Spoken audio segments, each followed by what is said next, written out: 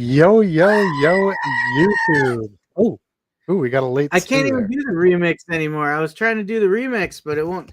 You have to have just the right amount of dead battery, I guess. Yeah, you screwed it up and put new batteries in it. What were you thinking? Too much life. So we were here waiting, and you guys are late. So I don't know why you got started so late. Um, you chat people, you're always holding us up, but we made it. We made it.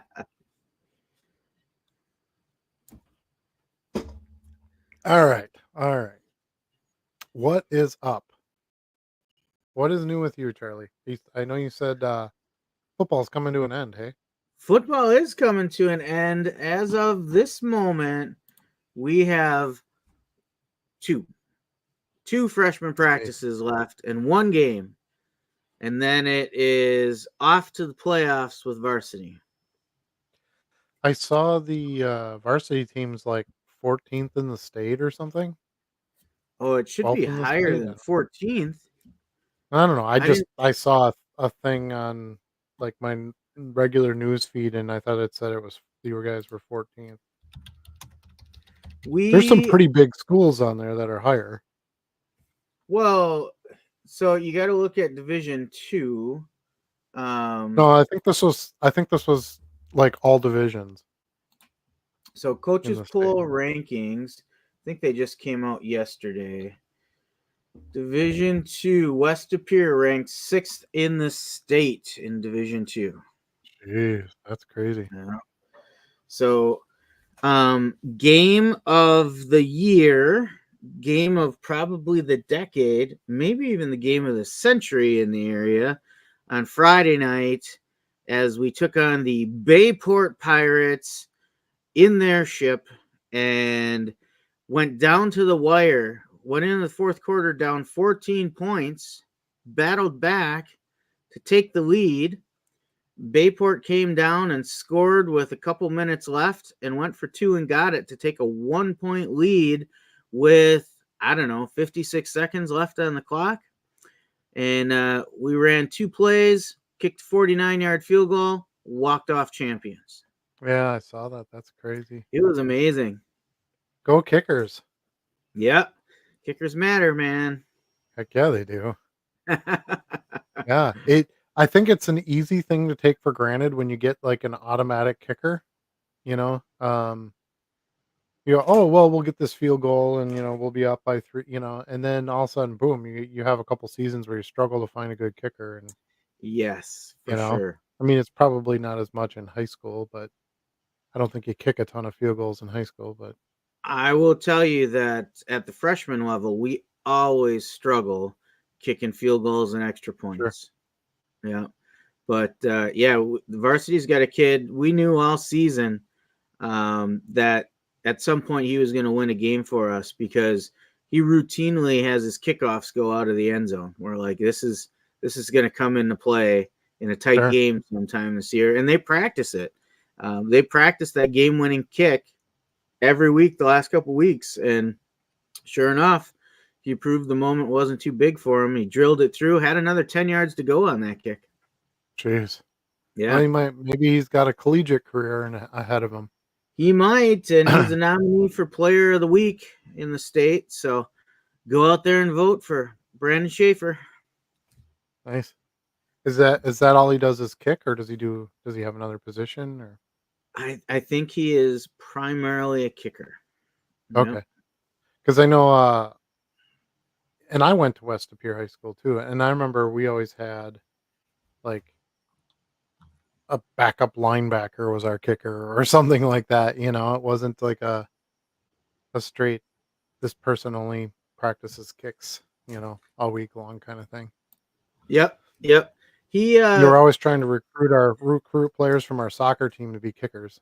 It's like, why would you right, leave soccer to be a football kicker?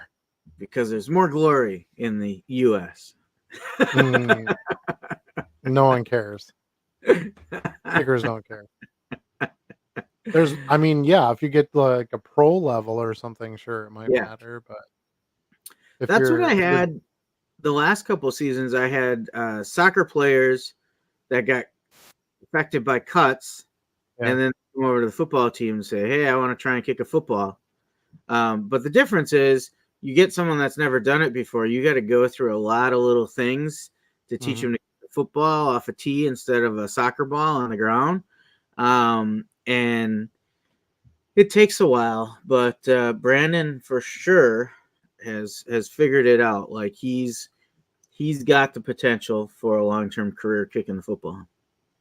Mm. Good for him. That's awesome. Yeah, Well, I don't have anything that exciting to share. you have some I gigantic inflatable pumpkins in your neighborhood. we do. Um, yeah, Halloween decorating is like a thing around here, and we've got a good chunk of ours up. I got to get the big witch up. I was gonna do it last weekend, and it wasn't supposed to rain Saturday, so I was gonna because it's easier to build it outside. It's so Yeah, huge. It's like 18 feet tall or something. Anyway, it wasn't supposed to rain. Well, then it started raining, so I'm like, okay, and then stopped for a little while Saturday, and I thought, well, do I even want to attempt to put this up because it's going to rain all day Sunday?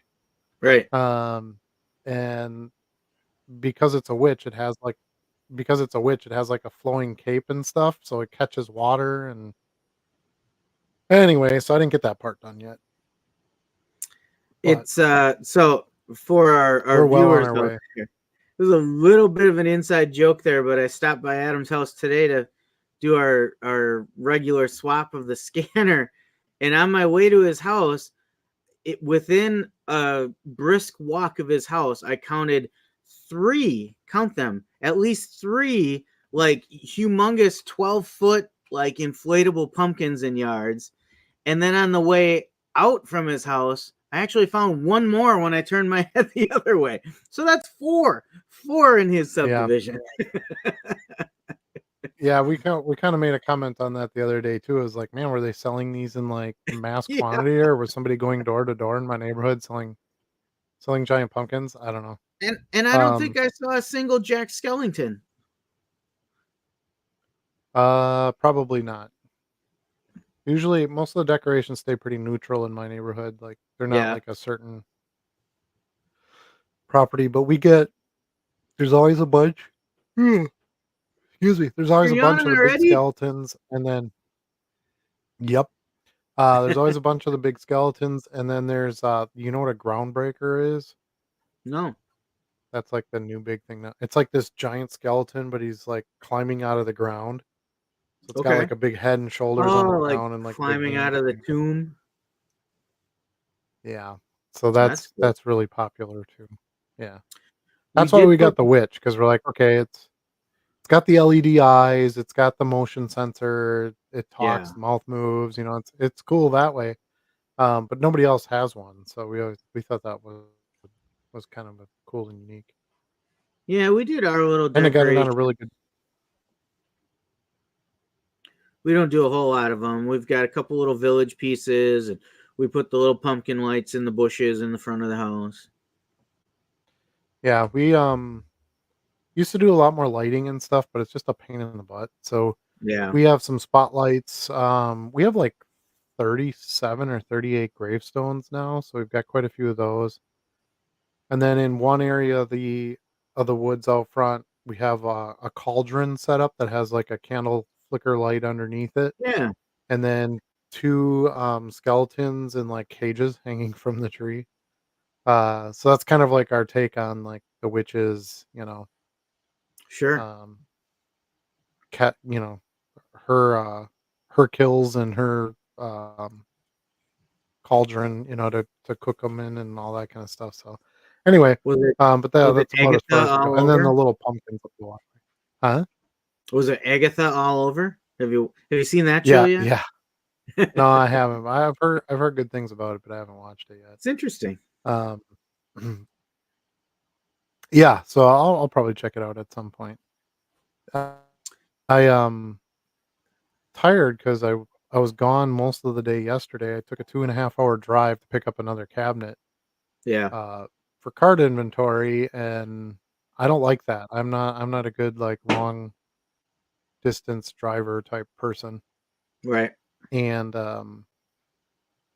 So I was tired that way, and then obviously I didn't get as much work done, so I got up as early as I could today to kind of get a jump and catch myself up a little bit. Especially since I knew the scanner was gone after today. I had a lot of scans left, so I wanted to rip through a bunch of those, Yeah. which I did. So I feel pretty good about that. I don't know if you know this, with your business. I don't know if you celebrate it, but it was Boss's Day today. So I came into my desk all decorated, and some packs of cards, and this is all candies. And then we had like a tailgate food Ooh, day. I had no idea it was coming, and it was pretty darn cool. So I'm gonna grab some snacks. heck yeah! Enjoy it. You've earned it, boss. I mean, you can't go wrong with a little gummy wrapped in nerds. Right? Yeah, I agree with that. I like those too. I have to restrain myself because we've been collecting bags of candy for our because Bree runs the Halloween Halloween. our haunted trail in the woods Yeah, by our house. So I we dropped one. have I gotta people look for. bring okay. So we have like stations kids can go to in the woods um to get, little pieces of candy. So we have, people dressed up and things hanging in the Sure. trees and all that kind of stuff. So we ask, some of the neighborhood families to try to candy is really expensive, if you have to give a lot of it out, Yeah. Um, so people have been bringing us bags of candy, over the past couple weeks, and we've been throwing them in our dining room, and it's like, ooh, there's all those Reese's peanut butter cups just staring me in the face. Oh yeah. So that's been tough. But this Saturday, which is why I'm not going to the card show at the Radisson this weekend. This Saturday is our yes, it's 20. No, that's next weekend, isn't it? Next weekend, 26th.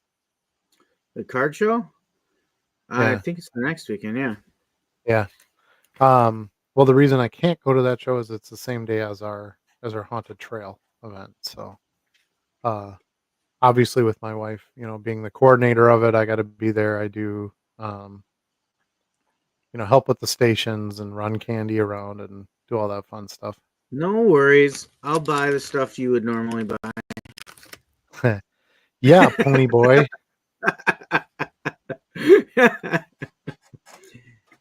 And then in the Discord, I put, "Oh, I had my greatest flip ever from like 4 cents to $150." Yeah. And somebody was like, "Well, what card was it?" And I'm like, "I don't know. I think I give away too many of those ideas as it is, and there's too much getting too much competition on eBay now. All these things that I was the only seller of, there's other people selling them." Yeah. And he's like, "Well, I'll just go look at your sold listings." I'm like, "Oh, like, yeah, okay, Charlie." So yeah, it made me chuckle. But yeah, there's some good stuff out there. You still got to look, and you got to have an open mind. That's the biggest key to it. The And you obvious don't things find it don't jump out everywhere at you. either. We were talking about that. Like some of No. the stuff that we talk about selling, we don't see at random shows every weekend, you know? No. In fact, a lot of times I don't see them at shows at all. I have to buy like lots on eBay and things like that to get that taken care of. I sold some Back to the Future cards today. I don't see Yep. those very often. I love the Cryptozoic sets. They made a bunch of like different TV show sets, like Yep. Fringe and X Files, and they did a first Ghostbusters movie set, which was never had cards for some reason. Um, you know, Alias and Charmed and like all these different sets. Or that might have been Inkworks. But there's a I think I couple have of a those. promo card from them for a series that never got released. Yeah. So there's some of those good things out there that you can do okay on if you can find them. I pretty much been doing this long enough. I pretty much just go off a gut when I dig through a box and I go, huh, I don't think I've seen that card before, and it's a Yeah. pretty popular show or character or whatever. Boom, I just buy it. And especially when you're going through, 10-cent boxes, right? Just buy the damn thing. Um, and you really want to buy in quantity anyway. So Yeah, for sure. you can limit your errors that way. So, if you buy 500 cards, and 10 of them you're like, "Oh, these will be worth something," and then boom, they aren't, and you can't sell them. Big deal. It's 10 cards, you know? So I try to play the odds and numbers a little bit. Um, I still have a lot of inventory. I've listed quite a bit. I've been selling a lot.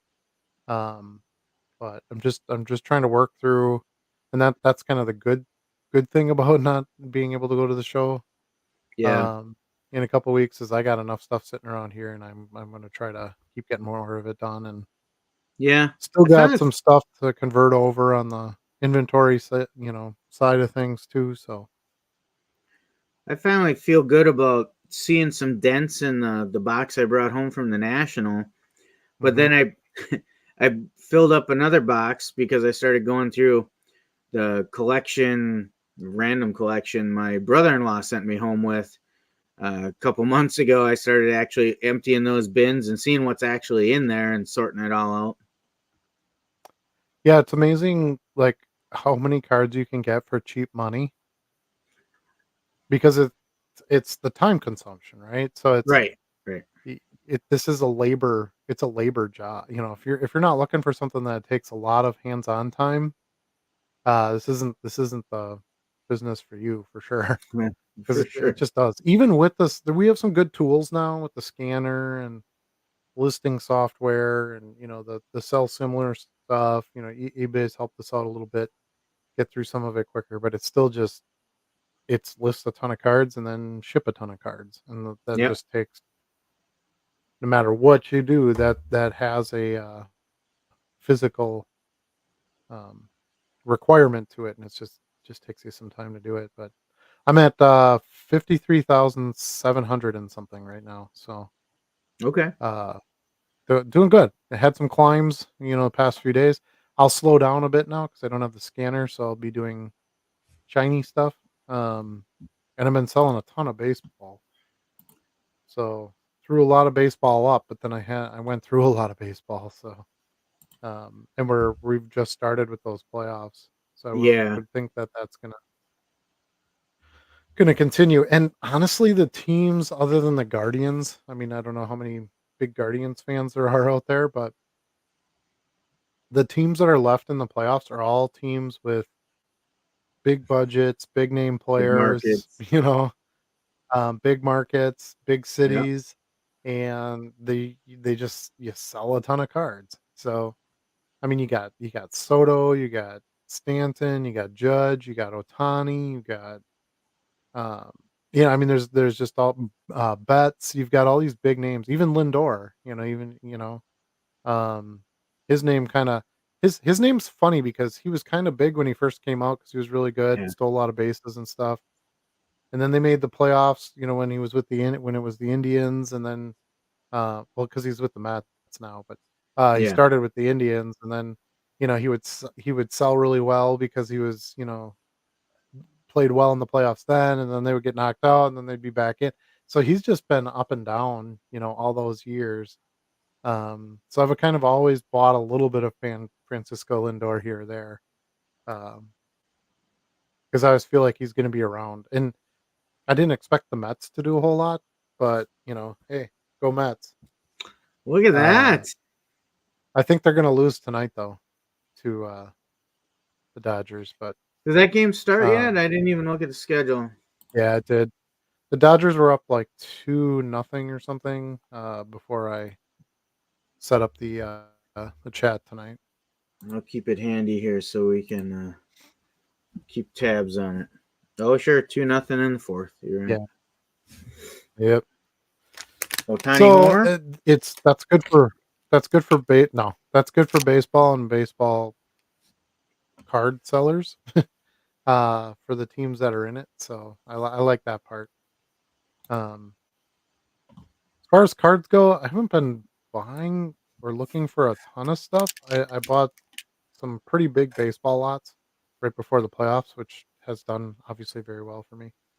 Um, I bought another one of those Star Wars boxes, and I pulled a super fractor out of a That was out of pretty a cool. $50 or $40 Star Wars Costco box. So that was huge. I've never pulled a super fractor in my whole life, so that was pretty hot. Um, they Costco came out with another product in the last couple days, a football product where you get a giant downtown in the box. So downtowns people go crazy for those inserts. So kind of an interesting take on it. You get one in every box, obviously, but um, one online. It's all sold out online, and our store doesn't have any yet. So I'll be watching out for that because I'll pick up a couple of those. Uh, it's Donruss. It's Donruss packs. Okay. Um, I think they're kind of expensive. They're $55, I want to say, for 8 packs. I'm like, oh, $7 a pack for Donruss. Um, it's 10 cards per pack, but take that with a grain of salt. They're paper cards, right? It's Yeah. not like an optic. I think you get like one optic card. There's like an optic, like preview rookie and the Okay. packs and stuff. You can get autos, you can get jersey cards, not game worn cards, and they're just napkins, of course. But um, some stuff you can pull that way too. But just kind of cool boxes. I think the downtowns are kind of neat. I'd love to pull a Jordan Love and head around the corner and see if I can get him to sign it for me. Good luck with I'll that. bust him. I'll bust him one day when I see him outside with the landscape people or something. But it's kind of a creative idea. I like seeing more and more okay products at retail places, like unlikely retail places like Sam's and Costco and those types of things. Sure. They are the Halloween products I thought were really cool and creative and fun. The baseball's doing Christmas cards again, or the holiday box, whatever you Yep. want to The call it, with the holiday. Yeah. sweater cards. Now they've got a new version where it's actually a tin, but it's a round tin, so it looks like an ornament that you could hang Okay. on your tree. And it's got cards in it. I don't know what cards are in it. Like if you get a jersey card or sweater card, I should say, or something like that. But um, so it's good because I feel like those are the efforts you have to take to try to get mainstream people that, or even just sports fans, into cards. You got to put them somewhere where they're going to actually buy it because they're not going to go to a hobby shop. And the Target and Walmart card aisle might be a little bit intimidating, and you don't feel like you get much for your money. Whereas, okay, well, I'm at Costco, I can, throw one of these boxes of, you know, custom packs kind of thing in the cart for $50, and I should get something Yeah. out of it. Uh, So Topps somebody else Chrome made a pre-orders open up tomorrow. Yeah, tomorrow. I really like the Cosmic Chrome that just came out, the baseball Cosmic Chrome. I always thought that was a cool idea. I love anything space tied in. Baseball just works so perfect with a space theme, because you have like Yeah. the guy throwing and it's like a missile, and then you've got another guy hits the ball and it's going out of space to the moon, and it's a great sport for that type of tie-in to it. I think it's a little harder to do with like football or basketball. Um, so they did the Cosmic Chrome in the NFL composite set, and Yep. they're nice looking cards, but they're not real spacey or anything. They don't, They're not. No. they're more like 90s, deco design type stuff, which I love, don't get me wrong, but there didn't the cosmic part they kind of missed out on, I think. And the baseball ones they did not. The nebulizers, or the is it nebula, whatever. Nebula. Like Yeah, some of I those think you're right. inserts, there's some die cut inserts in there, which always looks great with like a space theme, and they're just it's great little product. Was it Bowman that had those? It came from the league inserts. Yeah, the creature ones. Yeah. Yeah. There's actually there's one in the cosmic set this year that's kind of like that too. Okay. Um, I can't remember what it's called. I'm really bad at that stuff. Like I look at stuff and I'm like, oh, I love that design. I got to talk about that, and I have no clue. Um, let's see. There should be a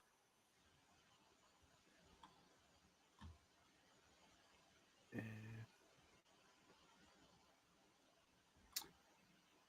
well, the Martian Attacks.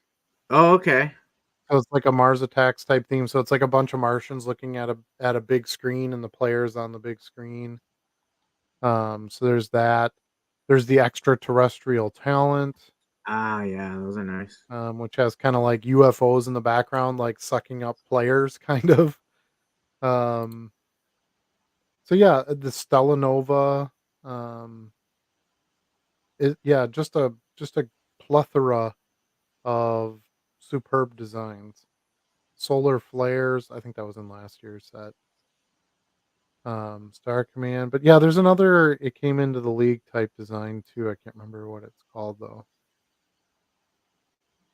But yeah, uh, one of the things that's kind of frustrated me since I got back into cards is there's never really emphasis put on good inserts, and I believe there's a real demand for them, especially short printed stuff.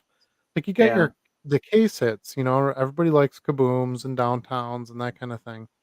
But there should be more than that. Those there shouldn't just be those two insert sets that everybody's chasing. There should be other good stuff, and um, I feel like there's more of that happening and being more of a focus. And then if you start getting some of these like exclusive sets, like Costco won't sell like a basic product. You would have to put in something Costco exclusive for them to carry it. That's yeah. how they've always been. And that's smart. So they have the big downtowns in this football set. Um in the Star Wars set, they had a giant card as well. Plus, they had 3 packs with a totally different design. Top's chrome, and then the baseball was basically just the super box, right? So you had the giant card, and that didn't really have anything more than like the other retailers got in their super Okay. boxes. But I think we're gonna see more and more and more of that as it comes out, and it sells fast. Like I bought a couple of those Star Wars box because Costco gets like an unbelievable amount of supply, for everything really. And I grabbed a couple of those Star Wars boxes, and I swear to God there was like 6 pallets there. So there had to been 120 of those box sets, when I had grabbed them, and they were down to like less than a half a pallet last time I was there. Oh, Like really? within less than a month. I'm like, "Oh, that's pretty good." And then even like the Halloween packs, because they don't get special Halloween packs, but they get like a huge, like the Pokemon pack, you get 120 packs for $30. So you get Okay. a Yeah. much bigger quantity buying them from them than like Walmart, where you would get like 60 packs for $30, right? So they're doing it based on quantity. But again, they had these huge pallets of all these Halloween packs, and I'm like, oh, I could just come and get one whenever I want. They'll have them here Yeah. forever. And this last time when I was in there and I went to get the Star Wars cards and stuff, they were down to less than a pallet. They were literally like stuck in an aisle with like a couple other random things because they only had like 8 or 10 packs left. I'm like, Things that's are crazy that they're selling that many of those. things are moving again overall, I think. After I left Mhm. you today, I stopped at our local Meijer to see if there was anything worth grabbing, and the shelves were pretty bare.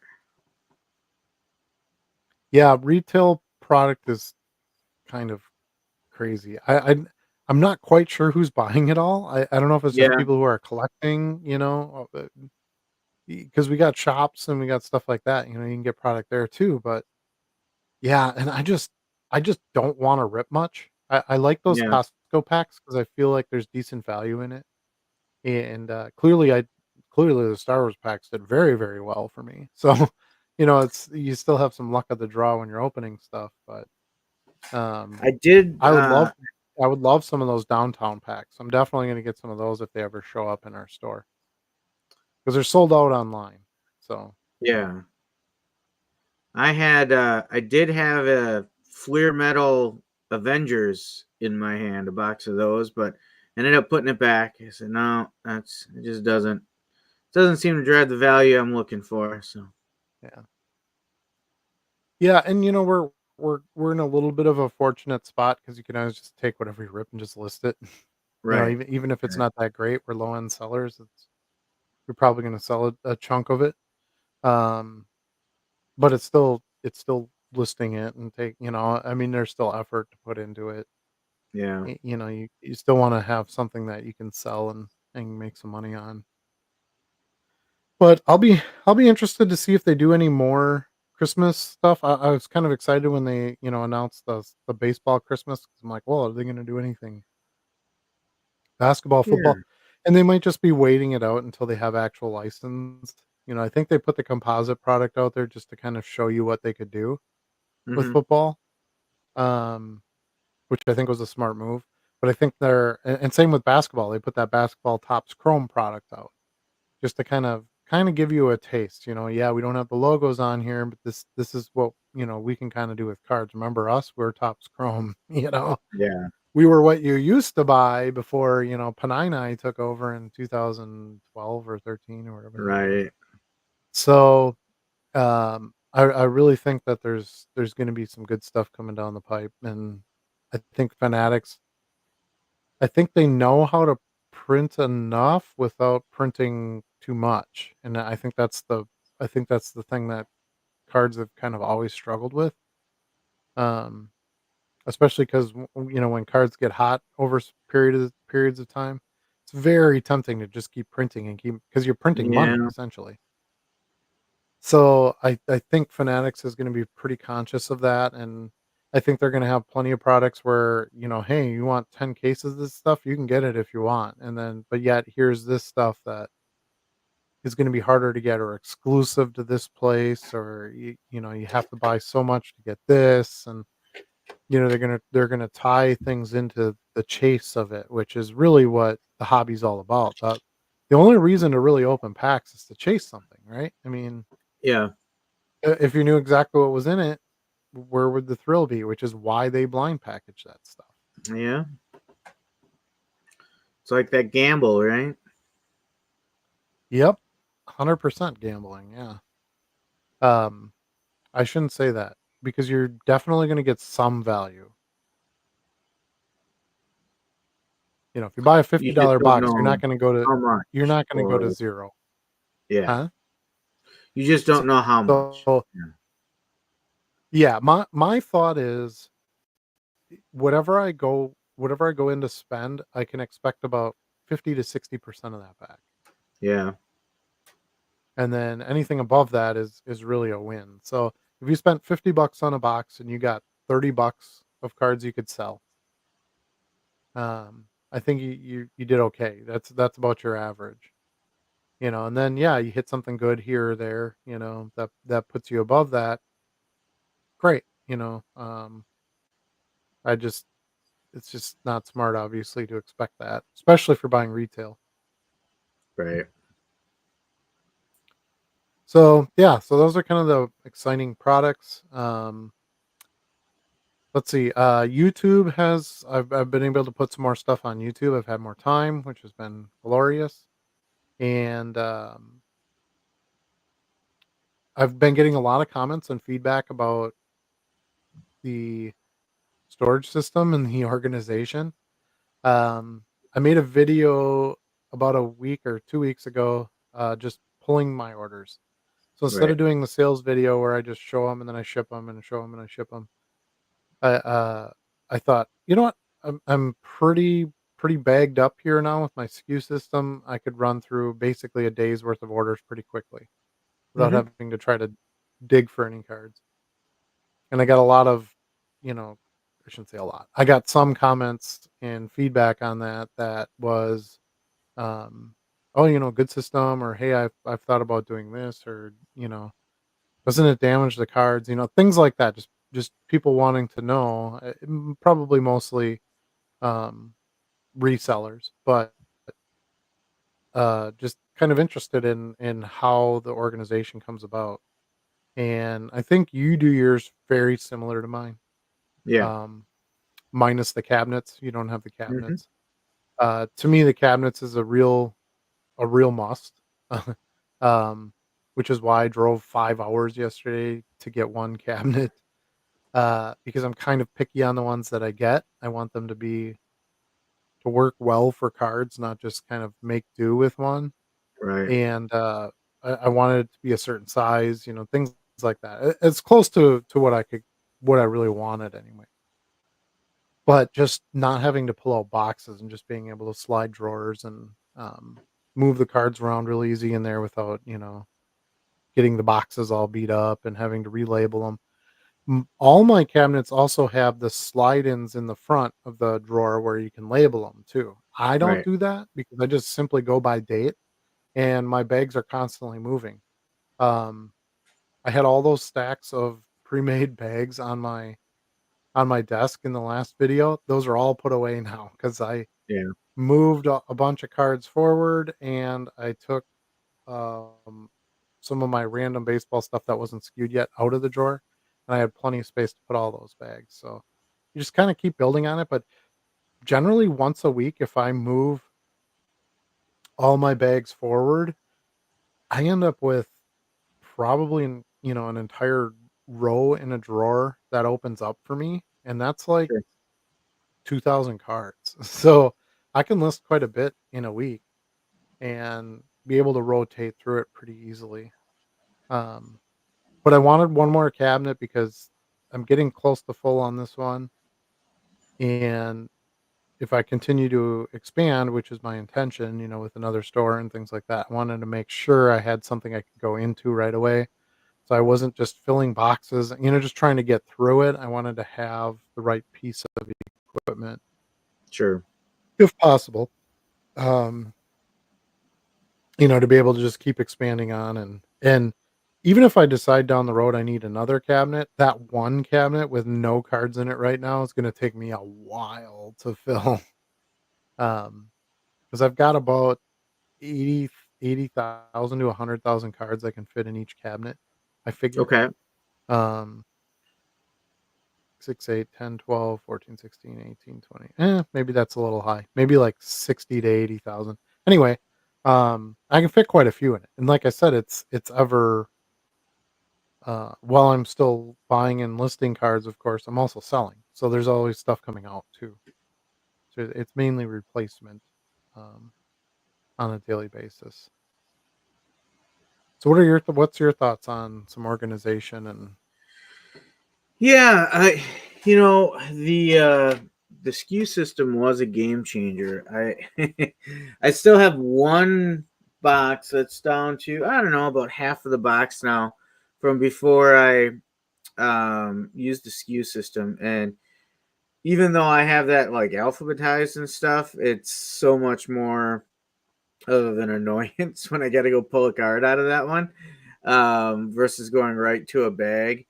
I like the file cabinets you have. I wouldn't mind doing the same at some point.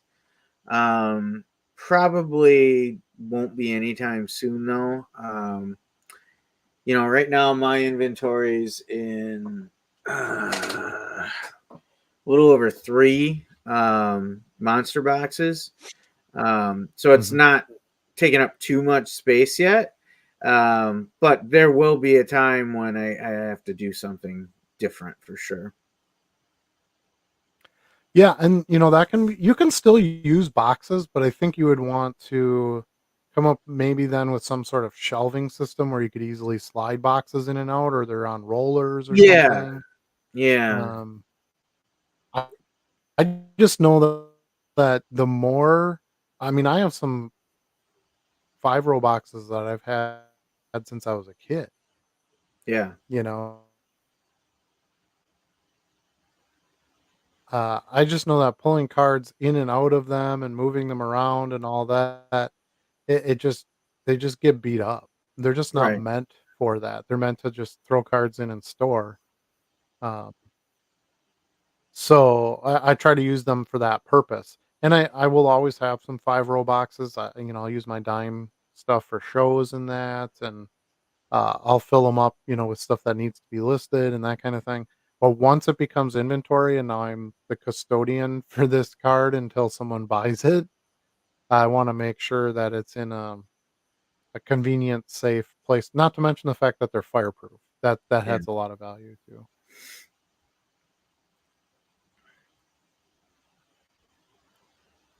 Yeah, I actually So that's yeah, my wife's dream that I I'll keep move my it eyes all out. If to I a. see another one, I'll let you know.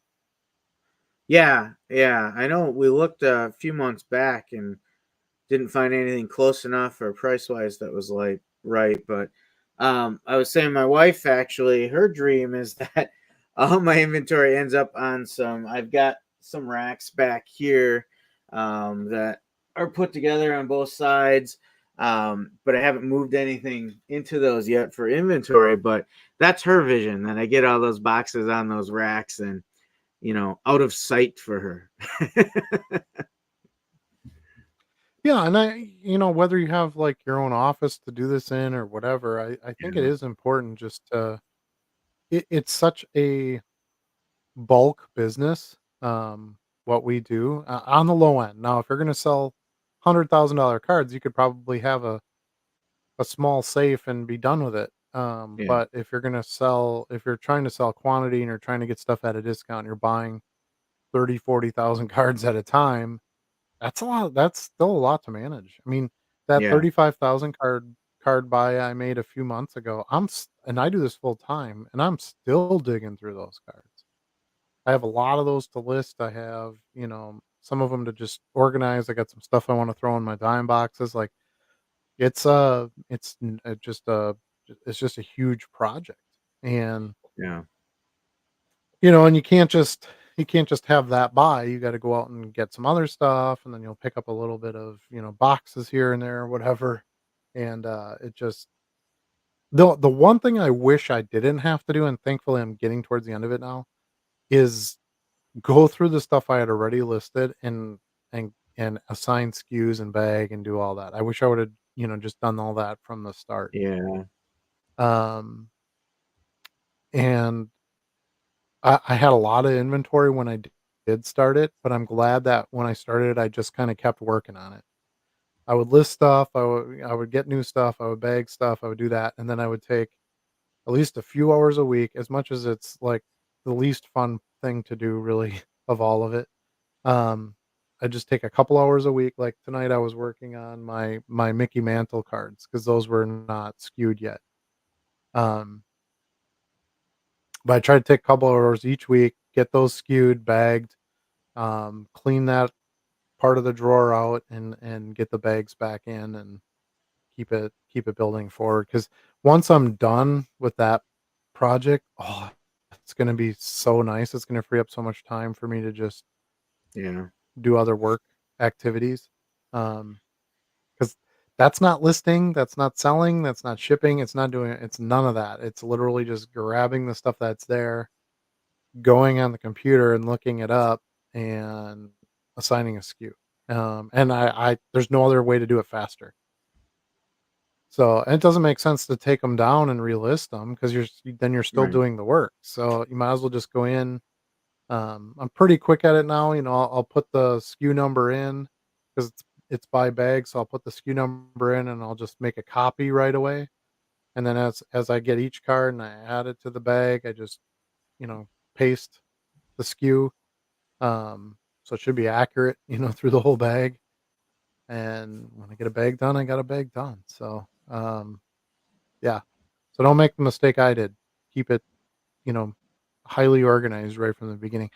The one of the main reasons I didn't is because I never intended it to be my job. I was just doing it as like a side hustle, and I had extra farm stuff, so I'd Originally, yeah. yeah, and I'd throw them in a drawer, um and then it got to a point where I was like, this is just it's taking me way too long to try to find a card out of here. Now I well, if you've seen any of my latest videos, I can pull pretty quick on just about every card. So, all right, should we get to some chat, or do you have any more thoughts you wanted to share on that? No, I mean, at this point, the organization system, I think we've talked at length about that, and not only Mhm. tonight, but during other episodes, we've talked about it and if you're in the Discord, we've talked about it quite a bit as well. Yeah. Um, I think the thing you just got to keep in mind is, how do I organize this to get to the card fastest? How do I minimize the time I have to spend to find a card, and keep that assembly line moving and moving and moving to the next card? So See, whatever works for you. what kind of tripped me up for a while with that was I didn't want to spend a lot of time on the front end organizing the inventory because that takes you time too. Yeah, And that's where the bags just solved it because now I just put the SKU on it, throw it in a bag, and stick it in there. It doesn't matter what card it is, what sport it is, if it's non-sport, whatever. yeah, It's just simply the next date plus bag number done. That's the to me was the real beauty of the system is I could just list and throw them in a drawer. It yep, really doesn't take me any extra effort other than I got to put them in the bag, but you got to put them somewhere. Like that's going to take you that bit of time no matter what. But then that's it. I don't really have to go back and think about it. you know, And I used to keep out like more rare, more expensive cards. I'm like, why am I doing that? Like the Star Wars Superfractor card, it's in the drawer with everything else. And if yeah, I want to find it, I can always just go look it up and find it. If I want to show it off to somebody that comes over, or I want to put it up in the background in a video yep, or something like that, I can actually still get to it easier by just throwing it in with the rest of my cards, yeah. than trying to keep it separate. And kind of an on how do I want to say this? A surprise benefit that I don't think we really went into it seeking is, I think your cards are better protected as well when they're packed Mhm. tightly in a bag and in a box versus a single loosely moving around, and you're digging in for cards around it and you accidentally bend a corner or something like that. Like Or if it the comes flying out of the drawer with the other card, yeah. yeah, yeah, yeah, Yeah, and that's a good point because I got some comments on that too, like, "Oh, you're gonna damage the cards putting them in the bag." Well, first of all, you're not gonna damage cards putting them in the bag. Yes, I do it fast. It's really hard to judge what somebody's doing because cards are by feel, in my opinion. yeah, So I can tell, like, oh, if it's not going in the bag right, oh, I need to, bunch these up a little bit more. I've never damaged a card putting it in a taking out or putting it in a bag. Um, but I agree with you. I had the exact same argument. I said, well, yeah, but okay, you can use tabs, but cards are sliding around. When your tab gets, you pull a lot of cards out, and now it's a little looser. Yeah, you grab one card and another one comes flying out. The minis and all that stuff are a pain with that because yeah, they get kind of buried in there, or the panini stickers, they're so thin and small, they kind of get lost in there. And I really just like going, okay, it's in this bag. It's easy to see because there's plenty of display room, to put the bag number, date, or however you want to do it. And it's really easy to just pop that bag and boom. All I have to do is look through 30 or 40 cards max. I can flip through them real quick. Yep, here it is, the trout card. yeah. And boom, other cards go back in the bag. A lot of times it's the card on top or the card in the back. It's it's And I like a don't even deck of have to take cards, them out of the right? bag. If you grab Right. a deck of cards and you're like, find me the two of hearts, it takes you 15, 20 seconds, right? Yeah, max. Um, so yeah, I believe that it helps me with my organization and keeps stuff safer. Even if I had like a bag fall out of the drawer, let's say for example, if it came down as like one solid bag, that's still better than like one card just falling to the ground. Yes. And I do have a Cards carpeted protect floor. cards. Yes. Um, and you're right. They're compact and they're all together, so they're not really going to shuffle or do anything. Um, but yeah, and that's one reason why I put carpet in my office too, is I wanted a soft landing spot should I need that. Yeah. Um, but yeah, um, the only reason I brought it up is because, like I said, I've been getting a lot of comments and questions and things like that, and I thought, okay, well, we probably need to discuss this again.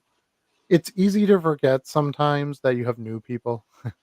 Um, yeah, we've talked ad nauseum to some degree about organization and the bag system and all that. But there's new people that are asking about it. So, I just kind of, since it's been in my videos recently, I wanted to make that a topic for tonight. Okay, let's get to some chat. We're gonna get All way right. behind. We're 50 minutes in, so all right. We got Bill here. He says, "What's What's up?" up? Uh, MI3 Card says, "What's up, guys? How you What's up? doing tonight? Thanks for joining us." He says a 49-yard field goal is huge in high school. It Yeah, I is. would Yeah. imagine there aren't a lot of 49-yard kicked field goals, so that's pretty dope. What impressed me, because I'm pretty sure I could kick a 49-yard field goal, Oh if my I worked gosh. at it, because Okay, if you I've worked always at it. had yeah, well, I've always had a really good leg and all that, and Yeah. good accuracy and stuff. Yeah. So, I believe I would have the ability to do that with the correct Yeah. training.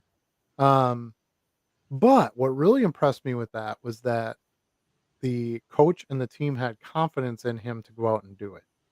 I thought that was pretty cool. Now, maybe you didn't have a choice. There's 3 seconds left in the game, whatever it is, but Yeah. still, Like you it put some faith in this kid that he could go out there and nail it. like I said though, that very kick gets practiced every week. Right. Of So, course. I'm sure it that does. last second kick. Mhm. Gotta be Kinda prepared so nice the after moment isn't all the bigger than you. Yeah, and it's kinda nice after all that practice that it actually came up and it actually Right? worked, won you the Yep. game, because you might go a whole season and not have something like that come up. Mhm. Especially Mhm. for your team where you're winning, like, 52-10 and so, how many game-winning Usually, field yeah. goals are you gonna run into? You just have those couple of big opponents a year where maybe Yep. that might happen. Yeah, Max says, "Look at the Packers after Crosby." Exactly. You have to Yeah, I saw appreciate a good they kicker when signed you have it. McManus, I think, and cut Narvison. Yeah, I mean, it's important.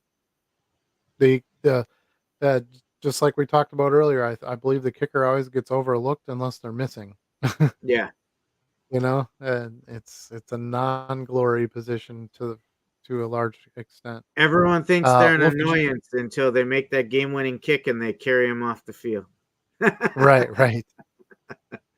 Kickers have to be kind of,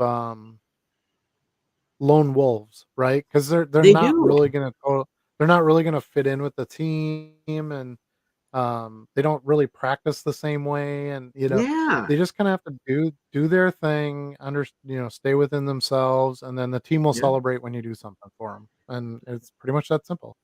That was actually part of my coaching last season because I had two former soccer players that came out that were exclusively just kickers. So they had their own workout they did on the side while the rest of the team was doing full football activities. And I would actually coach them that look, being a kicker in football is different than the rest of the team. Like, you are going to get blamed when it doesn't work, but you're going to get Mhm. celebrated when it does. Well, the So be quarterback ready. kinda quarterback Yeah. takes that same heat too, right? And the coach. Yeah. Mhm. So there's multiple positions that do that. But I would argue the big difference between the 3 of them is the coach and the quarterback are always considered football players, like, Yeah. important parts of the football team, whereas the kicker is kinda not. The kicker is kinda it's like the drummer in a band, you know? The what? The drummer. The More the like the bass drummer is a player. the drummer's the no, the drummer's essential in a band, but he kinda sits in the back in his own little kit and doesn't, fly around on stage, and, I mean, there's exceptions to that rule, of course. There's some drummers that were way more involved and out there and, did some singing and things like that too, but the vast majority of them they're just happy to sit in the back and bang their drums and do their thing, and Yeah. that's it. Alright, Lofi Joe says, "Running low on penny sleeves. What are your go-to places these days?" Um I don't it's I was thinking about this today because I sleeve everything once I ship it out, but I don't sleeve it all Yeah. ahead of time. If it's sleeved, I leave it sleeved, but I don't put it in a sleeve. Um, but I haven't opened a bag of sleeves in a couple of weeks because I've been scanning so much stuff, so I have to take them out of sleeves to scan Yeah, them. exactly. So I just put them in the bag and put them aside, and then I have a stack of sleeves I just throw in my, shipping supply area. Now that I won't be doing some scanning, I'll go through quite a few more, but, um, yeah, generally just from buying, lots and collections and things like that, I get bags from that. Yeah. If I'm truly running low and I need, to actually buy sleeves, then I will place the elite order where I get the free sleeves with them. But it's a better deal if you don't need the sleeves to just buy the full case of the elite, card savers. You save a little bit you save more than the penny you would on the sleeve, um so that was my go-to. There was a deal earlier this year. I can't remember what brand it is. I have them behind me, but they did a really good deal. It was a case of 10,000 sleeves for like $65 or something. Do you remember that, Charlie, or $55?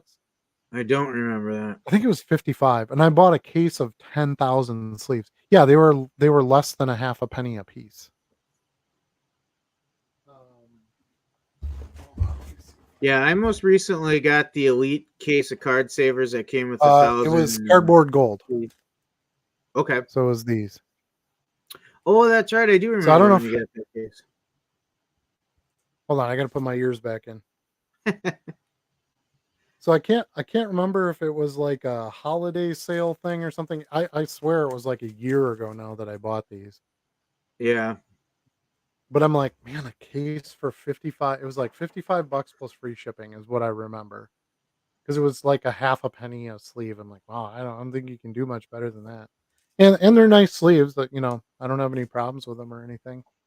But a case of 10,000, I'm like, man, that'll last me a while. Plus, like I said, I'll use used sleeves and when I get them in with other cards. And then the first time I bought Elite Card Savers, I bought them with the free sleeves because I'm like, oh, free sleeves, that's a heck of a deal. And then I realized afterwards I could have just bought a whole case of the savers, and saved a little bit of money on the savers that way and skipped the free sleeves. So that's what I'd been doing when I was ordering those.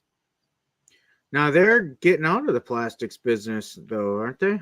Y- Yeah, they have like 2,500 cases or something left, or they did when they announced it. So I think they're gonna Yeah. have stuff for a while, but yeah, they're doing something non-plastic now. I don't know, Okay. which it kind of burned my britches a little bit because I'm like, man, we were like pumping these guys up. Like our little group Yeah. alone has been like elite. We've been they've they must have had growth from us. So it's like, why now are you getting out of it? It's got to be cost. It's a competitive area. There's BCW and there's Gold, Standard Gold, whatever that is. There's Beckett. There's um Ultra Pro. There's all these Yeah. different kind of companies that make supplies and stuff. And I'm guessing that was the big motivation to they're doing a good job by undercutting a little bit. Um, and I think the product's pretty quality. I've had a couple of Yeah. them where I go to open it and it's not sealed on one side or something, but Okay. that's out of maybe the 5,000 I've bought from them so far. I had maybe like 5 that were like that. So quality control is really not an issue in my opinion because every other one has been in really good shape. It's been able to be opened and because I've had that problem with Ultra Pro too, or was it Gold Standard?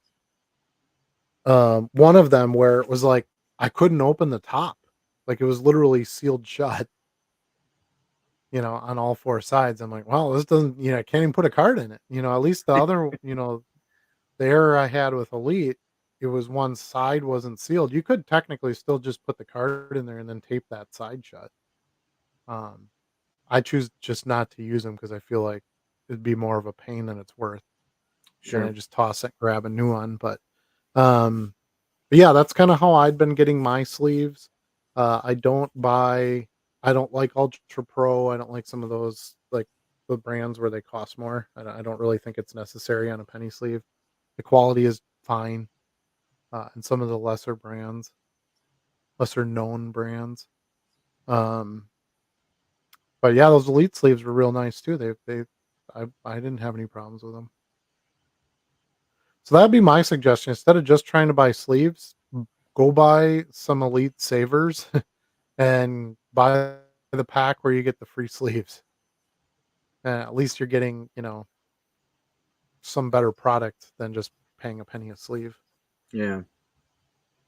Because I don't think the cardboard gold ones that I bought, the 10,000 case, I don't think they're nearly that cheap anymore. I think they're like $80 or something now. So now they're Okay. like an eighth of a cent a sleeve at that quantity. So you're not really saving a whole lot over the penny ones that you find pretty much almost everywhere. I'll sell you a pack for $1, right? So that makes it Right. a true penny sleeve.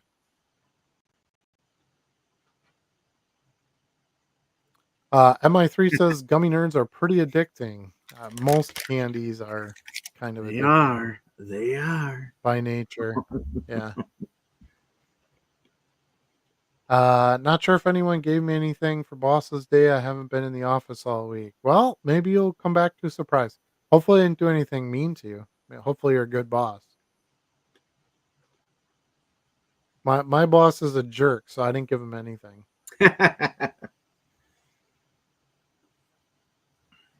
Max has always got to be buying. Of course, you always want to try to find a something you can turn on.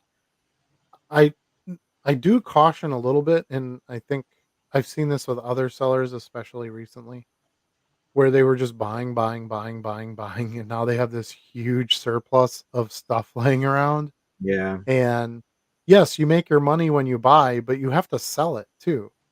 Hence my catchphrase: you can't sell what you don't list. So you don't want to get into that trap where you just have boxes and boxes and boxes of stuff laying around to list. Um, and you go out and buy more. That really doesn't make a whole lot of sense. I like to continually work my boxes that I like to have a surplus just so I always have stuff to list no matter what Hmm. happens. And then I like to go to my shows, we find shows that interest us, every few weeks or whatever, and buy up some stuff at shows because I can buy specific items then, right for that time period. So a certain sport that's going on right then, or a certain team or a player that's hot right now. Um, I sold a lot of Juan Soto and a lot of Tatis in the last week. Those weren't guys I was buying heavy before, but I had picked some stuff up more recently, and a big collection I bought had some in it, and I made sure to list those first. Um, because they're the players that a lot of people were buying. They were hot. So, uh, you have your constants, your Otanis never really go away. Although, dude, I was thinking about this the other day. Man, did we kill it in those 10-cent boxes when we were getting Otanis? Do you remember that? Yeah. Before the Yeah. season started, I'm like, what were people thinking? Why were they putting 10-cent, Otanis in Yeah. 10-cent box? I bought every single one. Judges too. I had a whole Yep. stack of like 2022 Bowman or something like that I bought at a 10 cents a piece, and I've sold a bunch of those, here and there.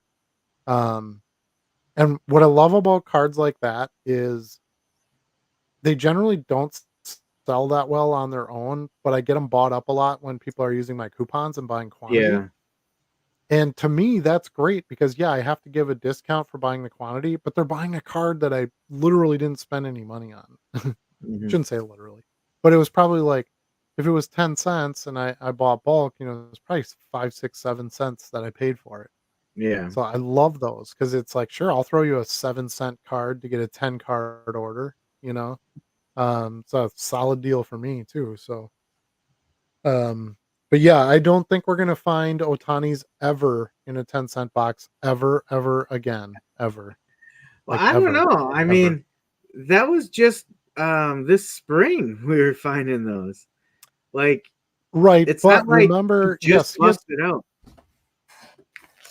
no, but I think there were some unknowns. Okay, so first of all, people kind of thought about him because, of course, he wasn't in the playoffs, and he got hurt and was out at the end of the year.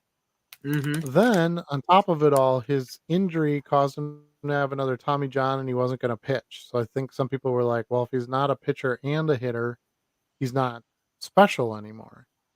Um, and okay, yeah, he got traded to the Dodgers, which is good in theory because they're a competitive team, and he would have chance, to do something, but is he gonna play? They're also a good team. Like, of course, anytime Otani can play, the Angels are gonna play him because they suck.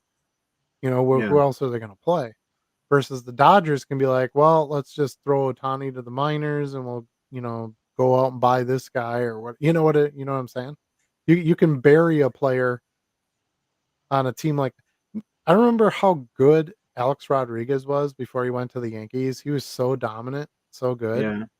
And he went to the Yankees and they just like he was like maybe the 8th best player on the team. That team was those teams were so good.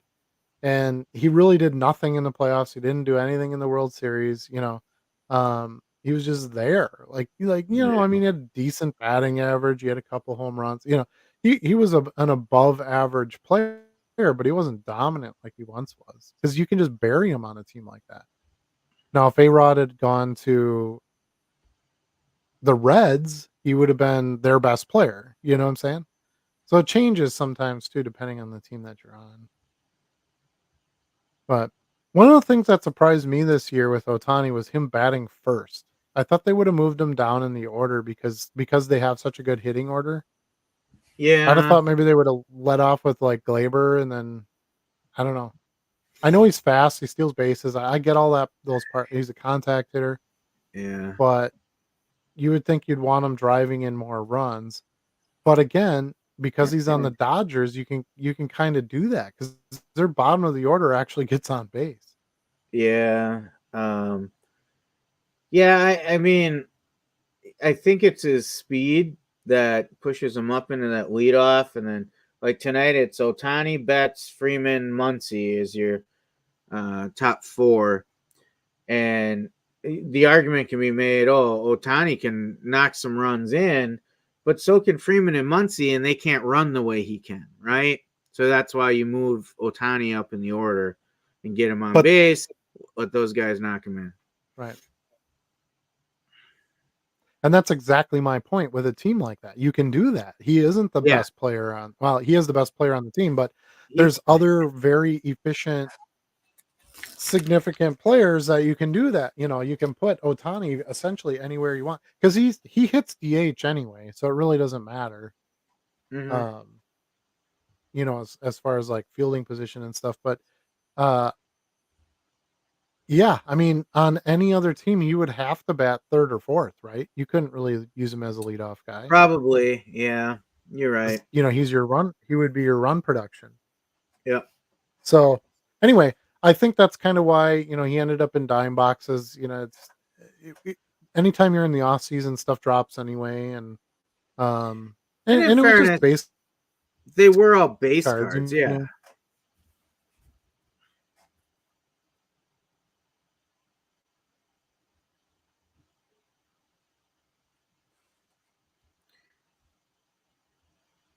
You still there? I had found, not in couple of small parallels, just like pink refractor or something like that. I'd found those in pretty cheap boxes too. But yeah, definitely not. You're not going to find a pink refractor Otani in a dime box, but Yeah. even in a 50-cent box or a dollar box, that was a hell of a deal.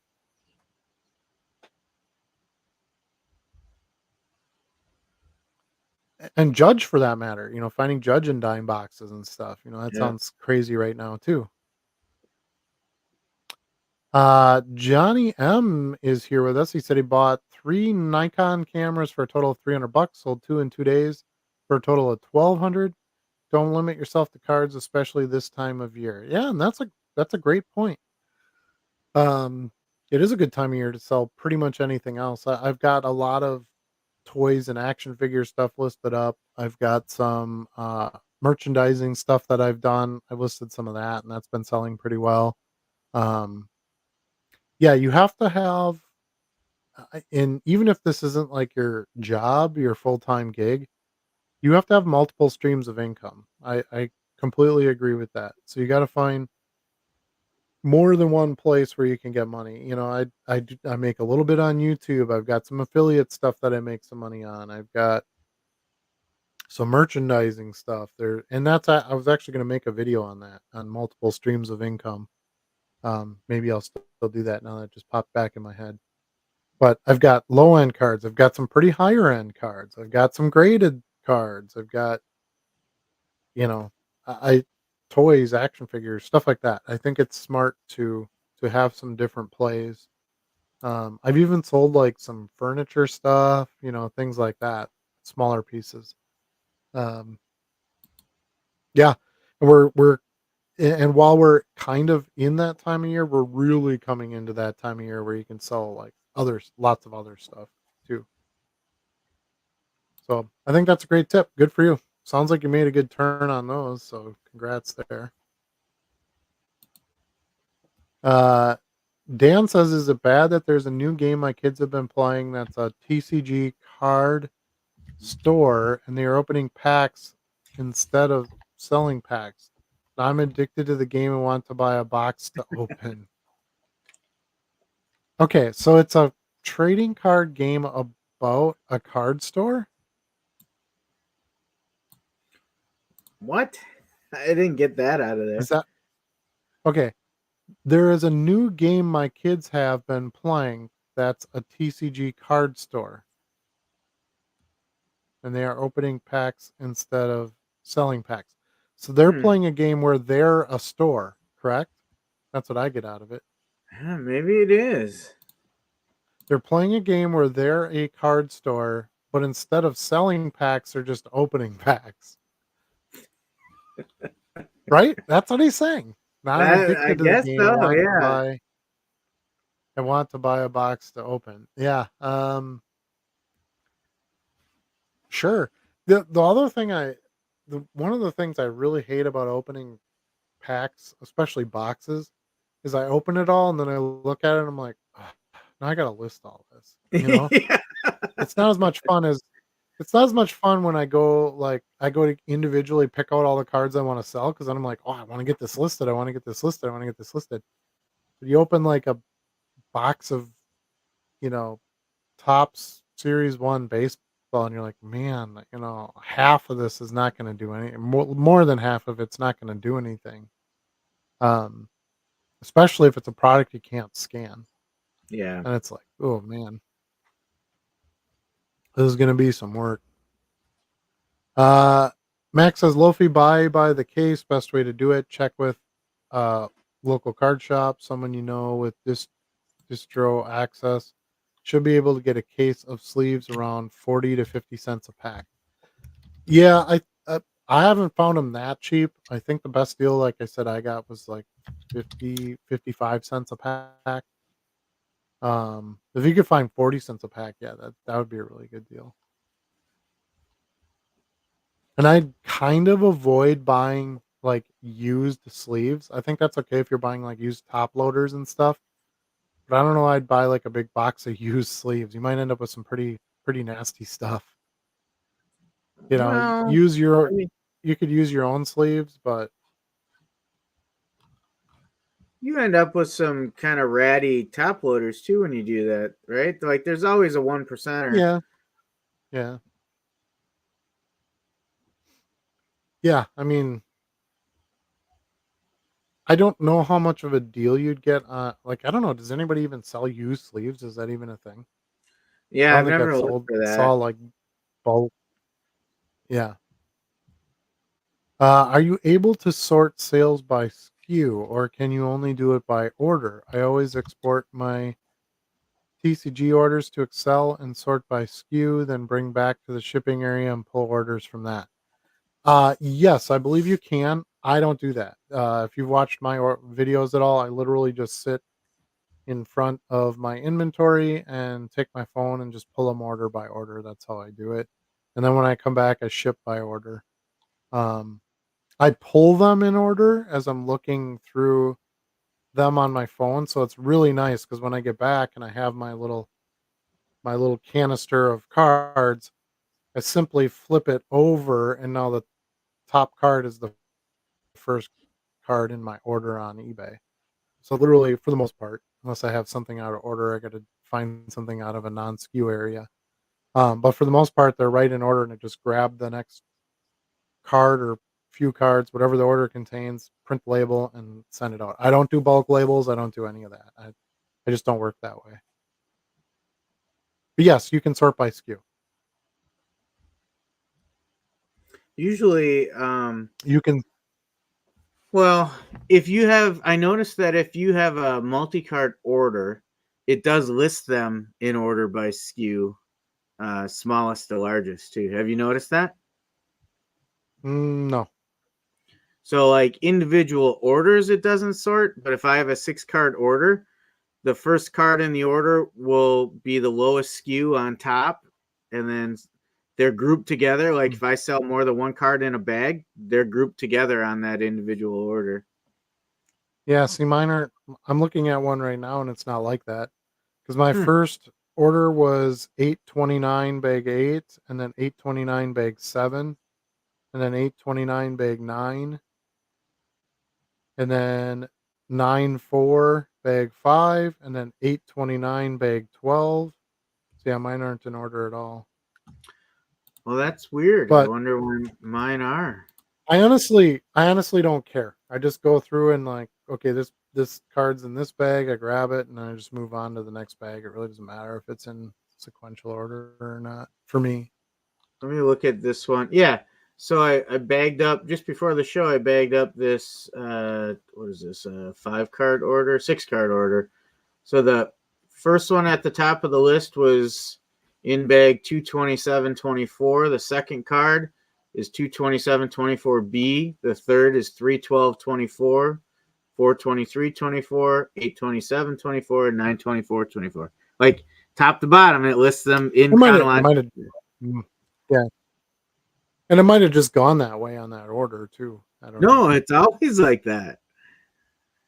Oh It's got yeah, to mine be, aren't like that at all. I mean, must have it I don't sorted know, that way. maybe it's because maybe the way we number our bags is slightly different or something. I don't know. Mm. But yes, you can.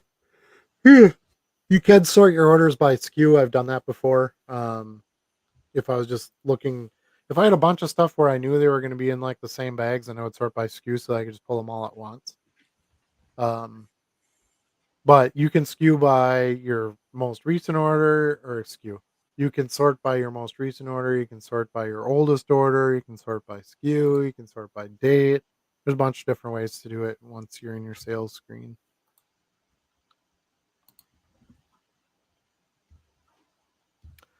I separate by my batches by sport. Then I give them a SKU like FT B2 R4 5 1B. R4 S 1B. Sorry. 1-8. Are you on Ah, your is it laptop 8? or your phone? Damn it! I'm on my laptop, but I don't have my glasses on. Yeah, I just get too much glare. Even with the light not being right in front of me, I get some glare.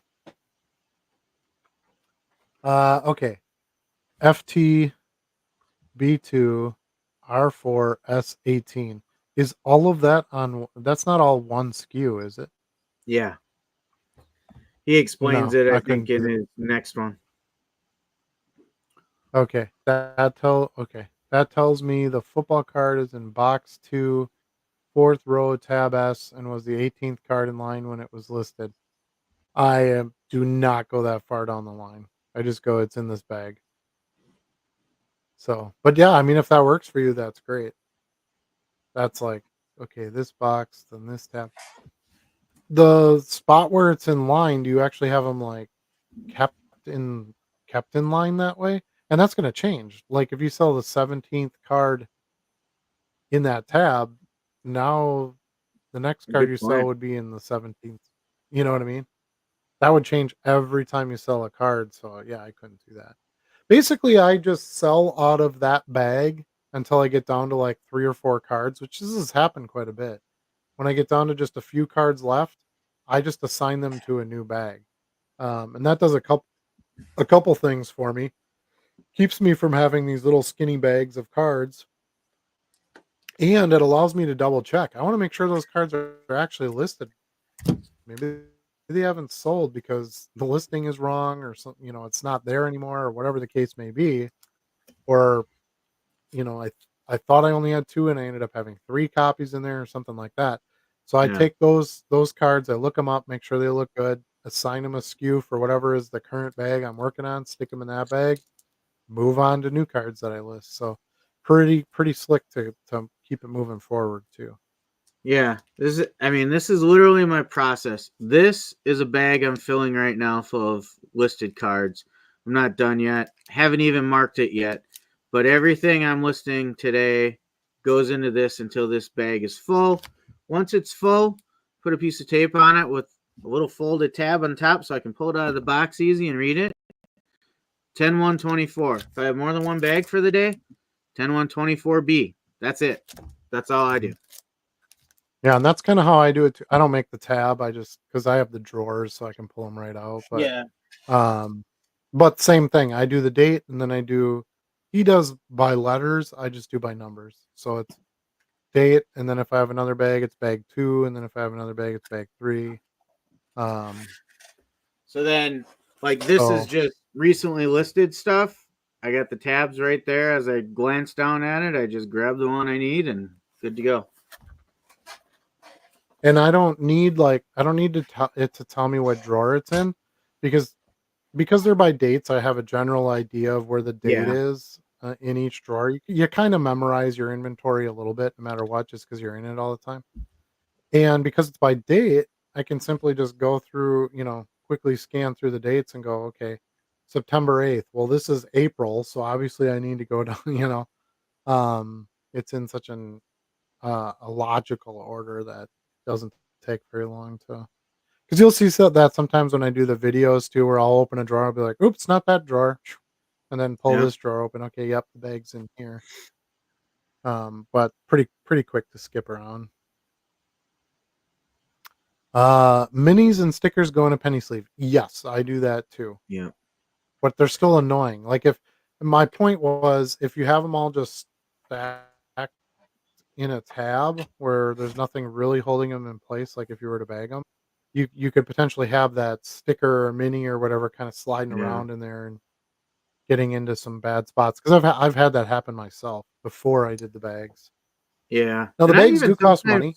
That's probably the one down. yeah, that's true. I even sometimes The use the the bags mini cost. top loader. We're talking over each other. Yeah, I know, we had some lag in there. The, uh the bags do cost something. They're about 3 cents a bag. Um, I just buy them at my local card shop. I like to give them a little business. But because I can put, 40 or 50 cards in a bag for 3 cents, it's really not that big a deal. And I've reused the bags, quite a few of them. Sometimes they get kinda trashed. They'll get ripped up a little bit, if you're opening them a lot and stuff, but Yeah, there's some of them where I've sold it down to just a few cards, and I literally just take that bag and put a new label on it to make the next bag. yeah, same. Yeah. So they're pretty much reusable that way too. And I used to use these. So this is a full size and a tobacco size top loader. I used to use these tobacco size ones. Now I actually use just all full size, but I have penny Yeah. sleeves for tobacco size that fits inside the full size top loader. So they cost a penny more, but they fit just right. Yeah, I just put them in a regular sleeve and put them in the bag. I don't top load them or do any of that, but yeah, again, gotta try to you gotta do what works for you for sure. Sometimes those die cuts Uh, too, if they got a funky fancy edge on it, I like to mhm. protect them when I put them away. Yeah, I love triumvirates, the triumvirate inserts, Yep. but they are funky shaped. Look at this thing. Mhm. Mhm. And they're every single one is a different. Here's a Kershaw. Every single one is a different shape. So Yeah. super cool inserts. But yeah, some of them are like that, and you're just gonna have to The spiky ones are work the with them. ones I worry about the most, that have the triangular cuts on the outside and a sharp edge all over the Yeah. place. Yeah, where it could get like caught on the sleeve and stuff. And yeah, Yeah. I agree. Max says, "Okay, Uncle Rico, back in '82, I could throw a football a quarter mile." Must have been when you were talking about The, the making that kick yourself. the only reason I say that is because, I mean, again, kicking a football is different than kicking a soccer ball. I get it, but I had the skills to do the everything I could do with the soccer ball. I'm sure I could have translated it to a football. Laces out, as long as it was laces out. Yeah, wait. Uh, Big yeah. guy Finkel. Normally smaller, right? Normally smaller people too. Let's see. Average Dave says not only. Oh, come on now. There it is. Not only is kicker overlooked, but the long snapper and the holder. Yeah, For there's tons sure. of positions in football that are overlooked. It's a big team sport. There's a lot of players on the team, and some are just going to get more attention than others. It's just kind of how it is. It's just like assist leaders in basketball. They get overlooked, I think, too. What's up, guys? Adam, I was curious on how you've done on the Pokemon Trick or Trade cards. I see some going out in your recent sales vid. Yeah, pretty well. I actually have. Hold on a second. Have not gotten any of the Pokemon Trick or Trade. I've gotten the hoops ones, and I've gotten the football ones for Halloween. I did not do the Pokemon. Well, I'm starting to do more Pokemon. So Yeah. heads up, everybody. I'm getting in the Pokemon game. But I happen to have one whole Costco pack yet. So I have 120 packs here yet to open. But yeah, they've actually for something that's so common and so cheap, they actually sell pretty well. You get a foil per pack. Um, there's only like 30 cards or something, I think, in the whole set. It's unlike football and basketball where they made like giant sets with parallels. They make a really tiny set for Pokemon. Um, I want to say it's like 30 cards, maybe max. Um, like 15 or 20 foils and then 10 or 15 just cards. They kind of stick to characters that are kind of Halloween themed. So you have Pumpkaboo, and I'm gonna say some of these names wrong, so don't beat me up. But Gengar, who kind of looks like a big purple ghost, and of course Pikachu's in there because you're giving them to kids and they'll know Pikachu. Um, but the pumpkin looking characters and the Chandelure, I think is what the name is, where it's that like ghostly looking chandelier shaped thing. So that's kind of how they do the Pokemon trick or trade versus the sport ones. But yeah, they've done all right for me. I sold a whole bunch of Umbreons in the past week, which is an Eevee evolution in Pokemon if you follow it, um, which is a very popular character. So I do know some things about Pokemon, a little bit, just enough to be somewhat dangerous. But yeah, as I'm building my second store, Pokemon's going to be somewhat of a focus in it. That actually reminds me.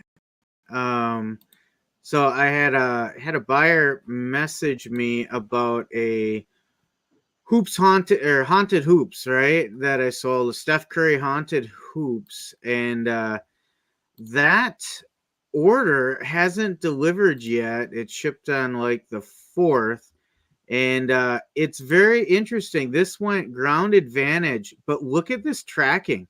It's doing loops between Philadelphia and New Jersey, and it's gone a couple times now. This is just a part of the tracking. It's been out there doing this loop since early last week. And I Interesting. don't know what I can do to get it out of that loop other than drive out there and hijack the mail truck. Oh, you But could try that. It goes Philadelphia to Sewell, New Jersey to South Jersey distribution center, and then it completely reverses flow, and it's done it like 3 times. It's crazy. Yeah, the mail can do some weird things from time to time. Just be patient; it'll get there. I'm sure your buyer's looking at the same thing, going like, "What the hell are they doing to my Yes, car?" yeah, yeah. You know? I I asked him to give me until end of day Monday to see if it shows up because Ground Advantage is usually pretty reliable. Yep, And it looks like a misscan or a misscan or something, and it's probably not even making these journeys. It's just that it didn't get scanned off the truck or something like that. sure. Yeah, I mean, and anything can happen, right? When you're looking at volume. I saw some people post this past week about, "Oh no, I got an order in Florida." Is it going to get Yeah, there? And I'm surprised that anybody there would be buying anything right now. You'd think you'd kind of wait until things got sorted, unless you were in an area that didn't get hit. Then it doesn't really matter anyway, I suppose. But yeah, if you sold it and you had it listed that you would sell to someone in that area, because you can block different areas that you don't want to yeah. sell to. But if you said, "Yeah, I'm allowing sales there," and they buy a card, you got to sell it and hope it gets there. There's really no other option to it. And kind of the opposite end of the spectrum. This was kind of odd. I got a message earlier this week, someone in Sarasota, Florida, that I sold a bunch of F1 cards to over a month ago, maybe even 2 months ago. They never got it. We processed a refund. It showed up this week after the Hmm. hurricanes. Maybe the Sure, hurricanes shook it out of the, you know, corner of the fall out of the facility sky. someplace. Yeah, and it's just kind of you. We talked about that a little bit, Charlie, in chat or in discussions, and it's just kind of par for the course. The more you do, the more you see that kind of stuff, and the more you just kind of go, "Okay, that's whatever." Yeah, it's I had crazy. one today. I don't know, what did I do with it. I had this one. I sent this card over a month ago to somebody. It's this Reggie Geary. Don't even know who this is. This is my types of basketball sales. Okay, people, are you ready? Yeah. I sold a Reggie Geary Rookie Rage Collector's Edge 1996 card to somebody like a month ago. Sent it out a month ago. Came back to me today and it said no known address, no forward address, whatever. I don't know if I have.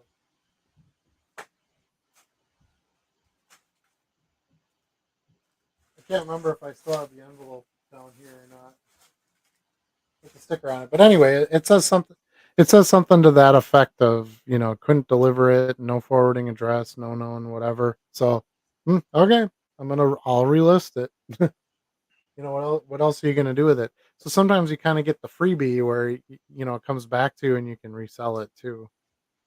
Um, that's why I say it's so important when somebody's like, "Oh, my $2 card never made it to me." Don't argue with them. Just give them the stupid $2 Yeah. because you'll even it out with other stuff. You can file the claim. Hopefully you get made whole that way, but you'll get something returned to you.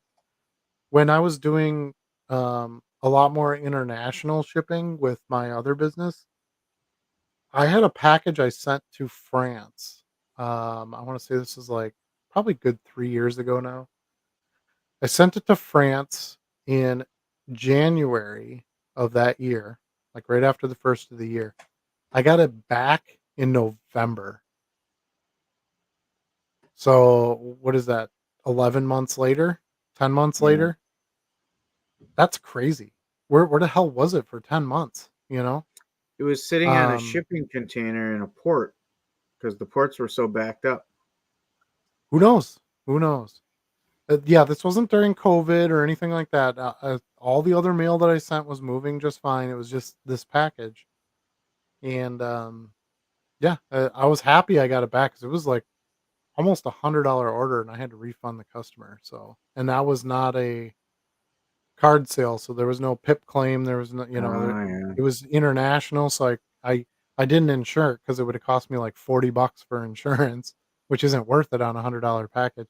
So there was a lot of Right. reasons why, and I sent a ton. To be fair, I always try to defend the post office because I actually think they do a pretty good job. But I've sent hundreds of packages international and never had a problem. Sometimes it would take a little longer. It might, instead of 12 days, it might take like 25 days or something like that. So I've had that, but everything always, landed where it was supposed to land. And then this one was just, I don't know, it was pie in the sky. And then all of a sudden in November, I'm like, the hell is this package? And it had like 35 different stamps and stickers and like labels and stuff on it. I'm like, Sure. what Yeah. is this? So I was thinking it was somebody who sent me something, and then I open it up. I'm like, this is that freaking order I sent out in January, and it just came back to me. Um, I think everything was there. I was trying to, remember everything that was in it, and seemed pretty complete. So I don't think it was like a theft thing or something like that. But yeah, that's the logistics of our business is probably the most frustrating part, but there's no way around it. You're selling a physical item, you got to get it to the person. But I think again, to to calm those fears, I think the post office does a pretty good job. And I have probably a 98 to 99% success rate of I put a label on it, I put it in the mail and it gets there. And on time most of the time. They Yep. do still have that issue once in a while with the scanning where it says delivered and it wasn't actually delivered yet, which is kind of annoying. But Because as it's a customer, they trivial freak stuff. out. They're yeah. And I get it from the customer side where they're like, they said it was delivered. And there's nothing in my mailbox. Well, yeah, that makes sense why you would think that. I think most customers know. I think it actually happens. I was thinking about this other day. I'm like, wow, it's so much better than it used to be. And I'm like, is it really though? Or are the customers just like, yeah, I know it just says delivered and it'll be here tomorrow instead? I think Because there's I think always the new customers customers. understand. Right, but I think those who are regularly buying, they understand too, like, "Oh, yeah, it's Sure. sometimes it says it's delivered and it hasn't," and they just don't say anything because they know it's gonna come, and then Right. if it doesn't show up a week later, now they'll contact you and they'll be like, because 'cause I've even gotten messages like that. "Oh, I assumed it was just one of those, hey, it was delivered and it didn't come yet, and so I waited a couple more days and I still didn't get it, so now I'm letting you know," you know? Um But, yeah, I think overall the experience and for the cost of being able to get your card from one place in the country to another place in the country with tracking and insurance, it's a hell of a deal, really, 69 cents. Yeah, Yeah. so, my opinion. The other way to combat some of that is make sure you have bigger orders. Do stuff where you're doing, like, lots or coupons for quantity or something like that, or because I can tell you I love it when I get like a 40 or 50 card order and I have to ship it as a package. Yeah, it costs more, but I know I'm not going to have the problems that I could potentially have with just a single envelope and a card. Um, Charlie would argue with me because he has a package that's been around the world and twice in Well, 30 days, but not once. I still think you have I think your comment earlier was correct. You have a much better success rate with, you know, ground advantage than you Ground do advantage. standard envelope. Yeah. Yeah. I think I've seen some people that use ground advantage almost exclusively. I don't know how well, for what we're doing, I don't see how you can keep enough margins doing that if you're using them when you don't need to, unless you're doing all bulk orders. Yeah. I'm I'm kind of to the point where I don't get that many single card orders anymore, unless it's something weird. So I just constantly offer the coupons and discount rates and things like that, and I generally just get bulky enough orders that if anything, even if I'm still sending it envelope, it's at least like more than one card, which I think Yeah. is the kind of the thing that can cause the most problems. But Let's see. Max says there's a reason why there hasn't been a legit competitor to Ultra Pro for years. BCW is okay. Cardboard Gold is afloat because of their card savers and the balloon when COVID came along. Yeah, I think those are all accurate. I like the elite card savers. Maybe they'll find a way to figure it out and they'll stick around. We'll see. Um, but if not, honestly, I'd probably go back to Cardboard Gold for my card Really? savers. Yeah. They have the best price. You can always get them. Sometimes BCW and Ultra Pro, it's hard to get stuff. Um, I don't know. And Cardboard Golds worked really well for me. For my own personal cards, like my cards to be graded, I like the BCW ones because they have that little white spot on the top where you can write what the card is real easy, Okay. and it's a matte, so it's not shiny like the other. Here I have one. I could show you one. So they have this little white bar on the top, and it says Beckett Shield, but you can like if you're submitting these to PSA, you can put like your PSA card number. You have to put like your order number on there on each card. So I like them for that. And even if you weren't going to use these for grading, if you're just using them for your collection, you could write what the card is or the parallel is or the serial number, something like that if you wanted as well. So nice quality holders. They're a little bit more rigid, I think, than some of the other card saver products. But yeah, that little matte, it almost feels like whiteout when you rub your Yeah. finger over it, but it's nice and matte. So permanent marker writes on there real nice, or a pen or something like that. So I prefer that's what I always bought when I was doing my own cards. Okay, I gotta put my glasses on because I'm dying over here. I've got old man syndrome. Okay. Can never have enough inventory ever. If it's inventory you can't process or you won't process, I don't believe that it really benefits you then, unless, like I said, if you get it for a really really good deal. Um, but yeah, I no, I try to make sure I get some stuff processed before I grab the next thing, or at least bring them to a show Yeah. and unload some stuff.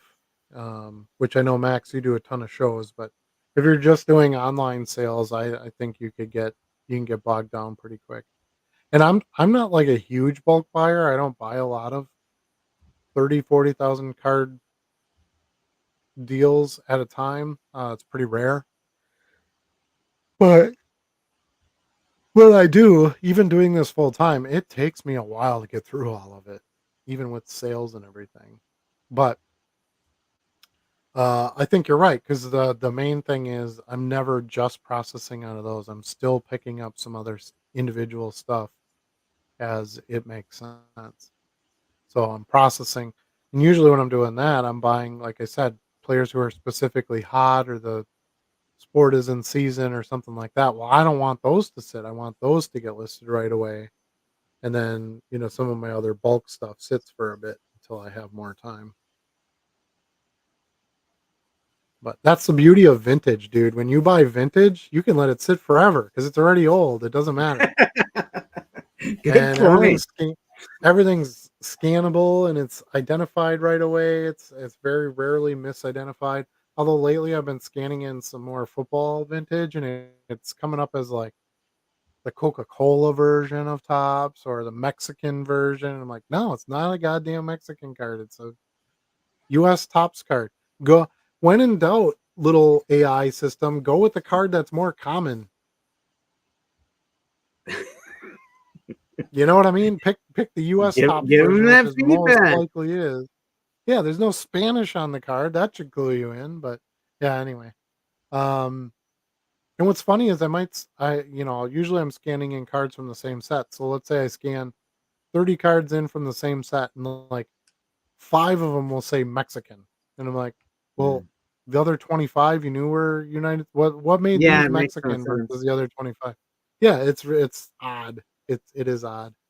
And it's real easy. That's a drop down click because of course the other version of the card is right in the drop down. You don't have to type anything in, but you just got to change it. But yeah, it's kind of annoying. Yeah, vintage is great. If you can buy vintage at a good deal, buy all you can and just leave it sit aside because it's only going to get older. No pressure. It's like a yeah, it's like a fine wine, right? Like leaving it sit around for another couple of years is only going to help it. Um, but yeah, if you're buying stuff for the now, like that's why I don't. My favorite thing is not current players because you have to get in when you can get in because a lot of them will fade and no one will care about them.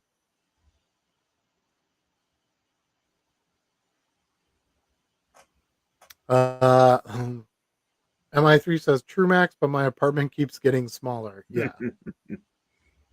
And because I think Max does it cards for a living too, but because I'm doing this for a living, I can't just keep pumping capital into everything either. I need a paycheck too. I do have actual expenses that I have to pay.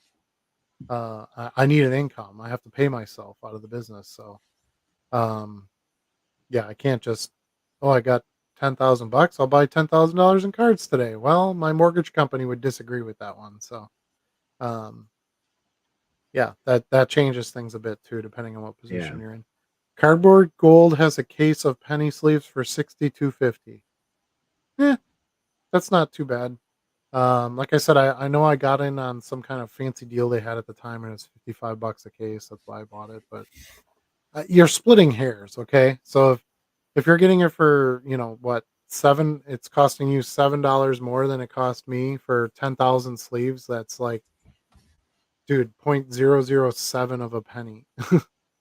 Right. Just buy them. If you need sleeves, buy the damn sleeves. It's that's not an expensive enough item where you spend 15 hours of research trying to find, a case for $10 cheaper.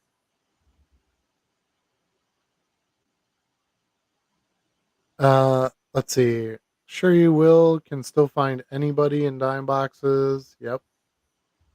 Uh, m- get a storage unit. Mine pays for itself monthly. Obviously, if you keep buying and don't sell, you'll run out of money and space. Right. Spoken like a true Jeter homer. A-Rod was still the best player in those Yankees. No, he was not. Maybe regular season, but definitely not playoffs. Love it. Jeter was the man. They wouldn't have won nothing without Jeter.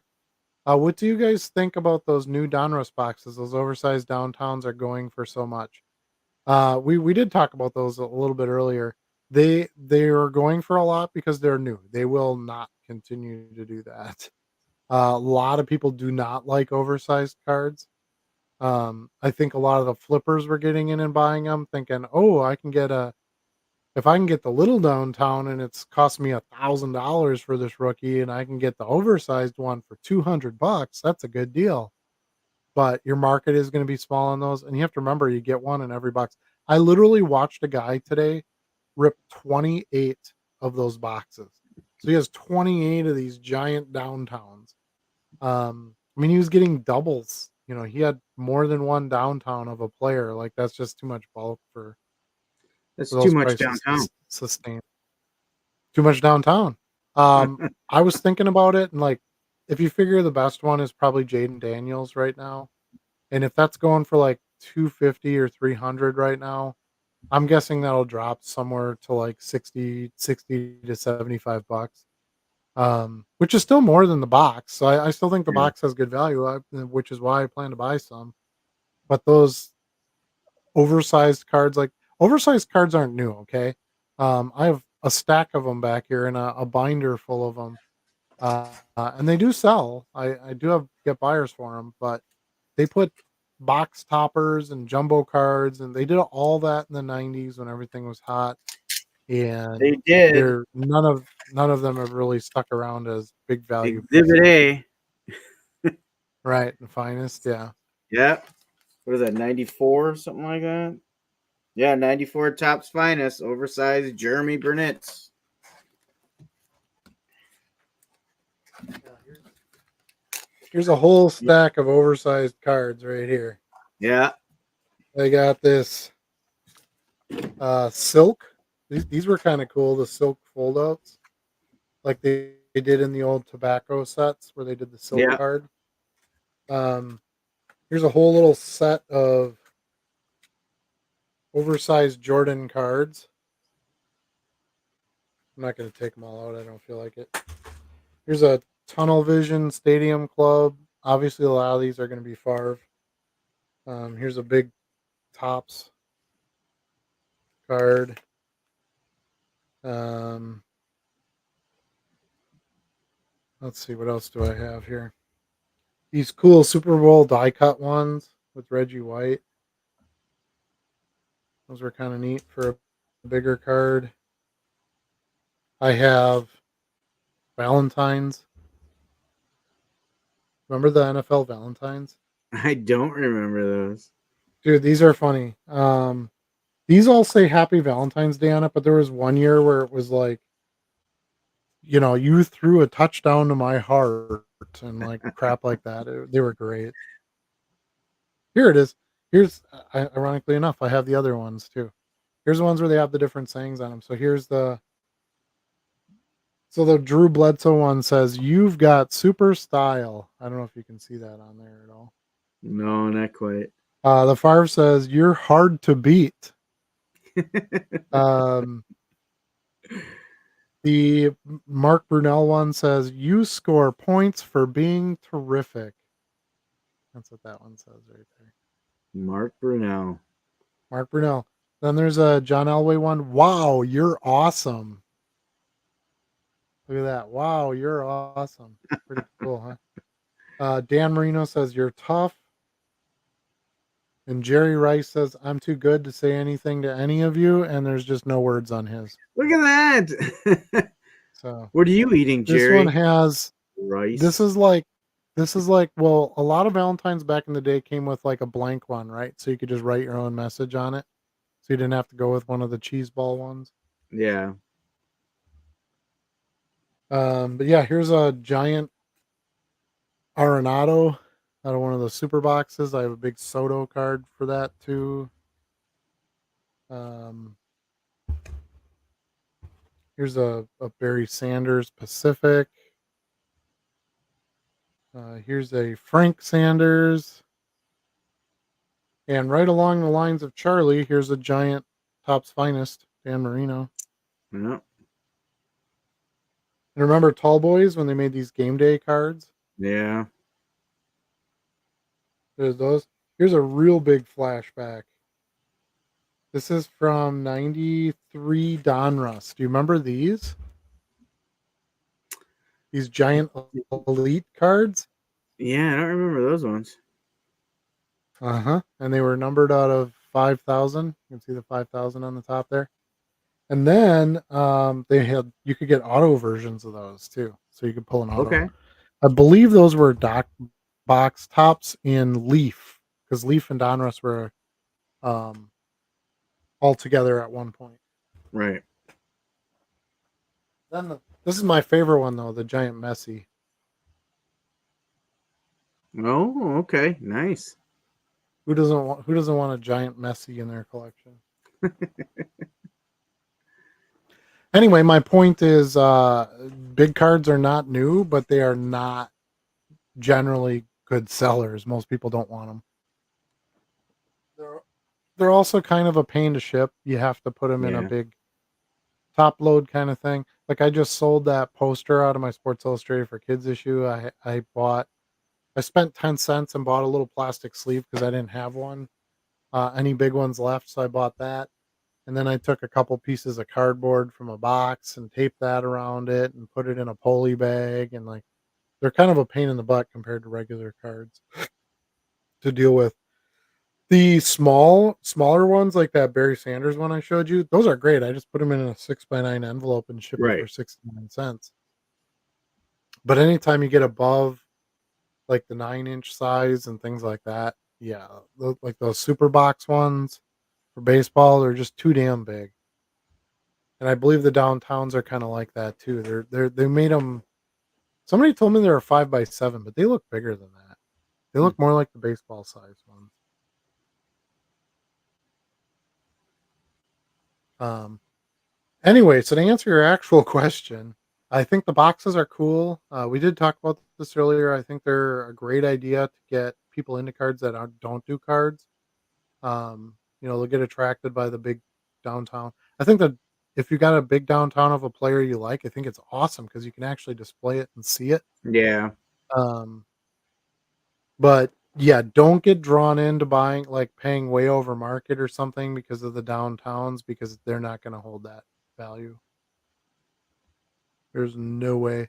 Plus, you got to remember the regular downtowns will be coming out too, which are going to be the same design. So there's going to be way more demand for the Malik Neighbors, hard to pull out of a pack, regular size downtown than there is the giant one that you got one per box. I think Neighbors is hurt now. Is it? Yeah, I heard that. Yeah. Um, that was just an example, but you got Jaden Daniels. One of the things I like about that set is Caleb Williams is actually in it. I think that'll be good for those cards. Which Caleb Williams was in the Sports Illustrated for Kids. I sold that I sucker saw real that. fast. Yep, I sold mine too. How have your sales been lately? Mine have been super slow for some reason. Similar inventory to your store, 30K listings, promoting listing and ending and relisting often as well. Yeah, we're kind of coming out of that now. I had a little streak in there too where I had a couple of tough days and now it's been really good. So Yeah. I think we're just, if you're not carrying enough baseball, you're going to probably feel a pinch because that's kind of the biggest seller right now. But I've had a couple of basketball sales, happening now that that's starting back up. Hockey starting back up. This is actually a topic for our show tonight, so this segues nicely. I wanted to talk about the different sports and what's going on. But you got football getting to a point where the rookies are starting to make a name for themselves. Some of the products are actually coming out, which helps. Um, Starting to see some teams, separate themselves. Taking top spots in divisions, things like that. Um, that stuff will all help sales. Then you also have Christmas and stuff like that. People would be buying some gifts and cards Yeah. for friends or whatever. I've done that myself too. I've bought cards for I know somebody collects a certain player or a card or whatever, and I'll pick them up a card. Um, I would suspect you'll have some gains in the very near future. But you're doing what you got to do. You're listing, you're promoting, you're ending and relisting, and you're doing everything you can do on your side. You're just gonna have to let it shake itself out. You feel like your store should be doing better than it is. It's funny you say that because I always feel like that. I've been doing this for a while now, and every month I'm like, God, I should be up here. I should have this many sales. I should be. Um, that's not necessarily a bad way to think because it keeps you motivated to do more and keep growing and doing all that. But you have to look at realistic numbers too, right? So if you had 25,000 listings last year and you had a month of 3,000 in sales, let's just say for example, and now you have 30,000 in listings, you're not going to go to $6,000 in sales most likely, unless you Right. drastically changed what you were selling.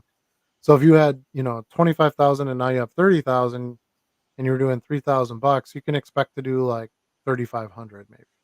Like you should have a little bit more in sales than you did last year because your sell through rate is still not going to be, it's not going to just skyrocket as soon as you have more listings either. But yeah, try coupons, try say, creating a sale, send newsletters to your followers if you have any followers. Just keep going. Sometimes I like it when I don't have a lot of sales because then it allows me to do the other stuff that I can't do when I have to fill orders. More listing, more organizing, some accounting, whatever needs to be done, sell ending and relisting, things like that. It allows you the time to do that. So all those Yeah. things should then help you continue to grow.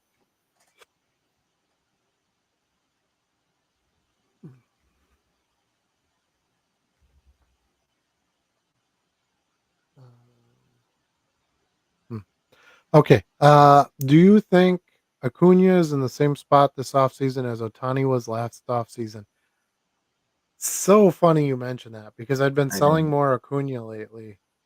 Um, I think we already have people kind of buying to get ready for next season, which is kind of crazy since the season isn't even over yet. But I haven't sold a lot of Acuna in the last couple months, and then just lately, like the last few days, I've had more Acuna get picked up. So, uh,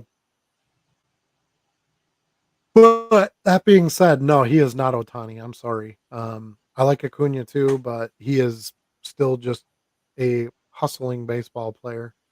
Not a generational um, talent. You know, Yeah. he's. I think when he comes back, he brings a lot of fire. He definitely makes the Braves a better team. If he can stay healthy, which of course that's always the biggest thing with a player who's had this kind of history. He's got to stay healthy. He's got to put in a good, solid, full season Oh, without Otani homers. issues. Did he? Nice. Yep, 8-0 Dodgers. Um, well, I guess they got this one on the lock. But yeah, I think there's going to be buyers. I think people are going to be returning for Acuna. Braves have a big fan base. Um, so I will be if I can find. I'm not quite sure what you mean by is he in the same spot? Are you referring to like the card deals? Are we going to be able to get 10-cent Acunas? Yeah, If like I get you're talking about Otani's lem- being in 10-cent boxes because of the mm, injury and stuff. I think he's wondering if we're going to see the same. um I don't know if we do. I will be buying Acunas at 10 cents. So that's what I can tell you. It's like roller coaster tycoon. I guess kind of, yeah. The ups and the downs, right? Oh, Shark Card Shop Sim. He's Card talking Shop about the game Simulator. that Yeah. the kid was playing. Okay, that makes sense. I basically run a card shop all day. I will not be playing a card shop simulator. No, thank you. But I can see why that'd be fun, and I think it's again good for our market and our hobby. Yeah, card shop sim. It's addicting. Okay. Card shop simulator. It's currently just on PC. Start from scratch, move your way up. Looks pretty addictive. So it's basically what we do for real, only you don't get paid, right? Yeah. Because you're probably buying cards and selling cards and trying to make profit and putting it back into other cards, ripping boxes, whatever. Um, I mean, it sounds cool, but like I do that for real deal. Would save so much time pulling by SKU and bulking labels, but that's just me. Um, oh, no, it doesn't really save that much time. I bulking a label doesn't really save you anything. You still got to take all the labels off, pack the card, put the label on it. It doesn't really change anything. It takes me like with a thermal label printer, it takes you less than 2 seconds to print the label.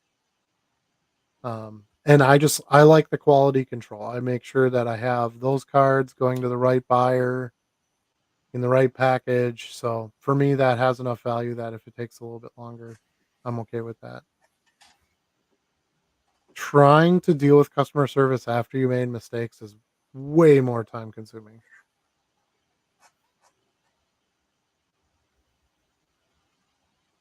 I feel like too many people try and min max everything though and paralyze themselves instead of just working. Adopt your own system after a certain point.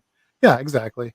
Yeah. Um, I that's what I kind of try to do when I'm pulling orders. I'm like, well, this is an opportunity to make a video. I can do two things at once. Essentially, I can get a video content out of it, and then usually when I'm pulling the order or after I'm done pulling the orders, I'll pull up eBay and then I'll have that. I'll send my coupons. I'll do all that stuff while I'm going to like the order screens and yeah, you just try to do as much as you can in the time that you have, and I got to get the orders done. I feel comfortable doing them. I'm more like Bo that way. he gets harped on a lot too to do bulk labels and stuff. He's like, "No, I sit down and I print the label and I put that order in the bucket." I think here's my one argument against it. Like if I was selling action figures, right? Then I would do bulk labels because you'd have like all this different packaging you'd have to do, right? You know what I'm saying? But I sit down with a stack of envelopes and a stack of card savers. So I stick the cards in it, I put the label on the envelope, and I put it in the bucket. Then I print the next label, put it in the envelope. Like it's not it's not anything that needs to be separated out. Do you do bulk labels, Charlie? I don't. I've tried it a couple times, and then when you know it, I ran into once where I sent the wrong card to the wrong person. And I was like, "Nah, Yeah. I'm not going to do it that way anymore." No, that's where I don't see enough gain in time to make it worth that kind of risk, especially when Yeah, if you're sending a lot.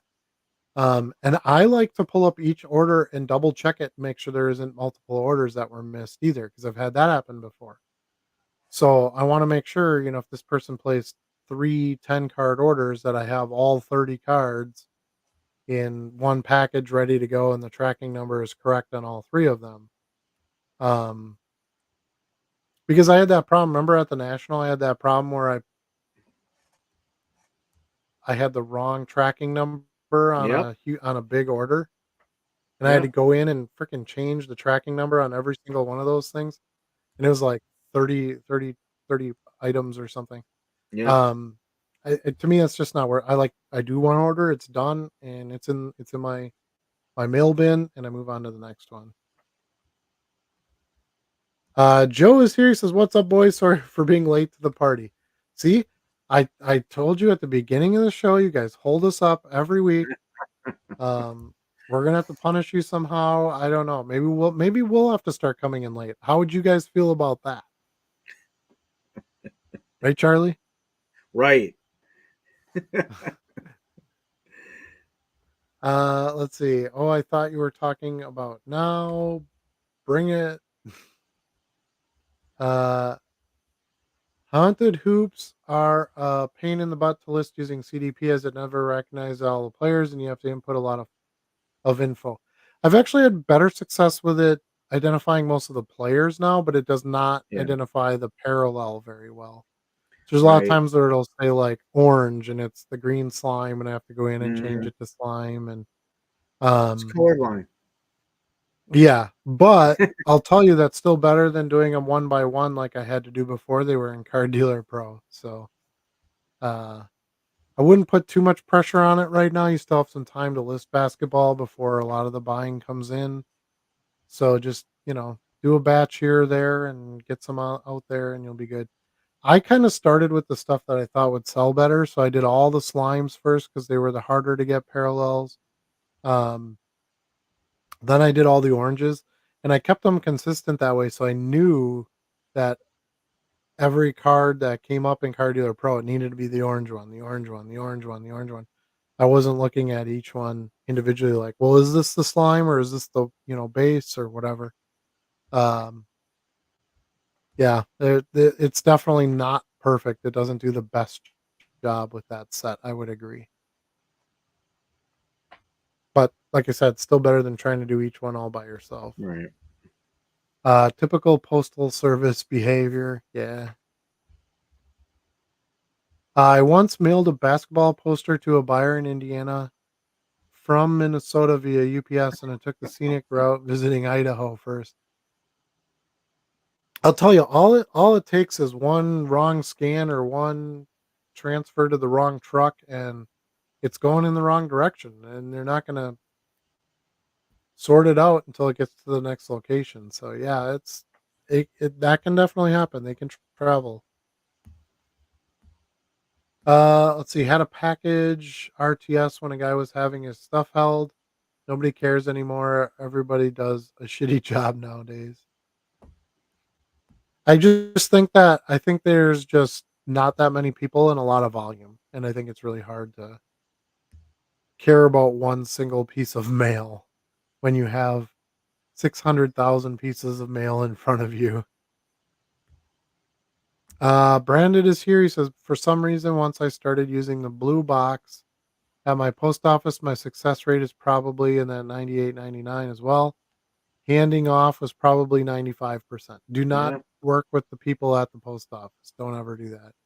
And literally, the post office is the closest thing to me for mailing, and I drive right past it, and I drive down to a blue box that I can depend on because it's been such a pain in the ass working with them.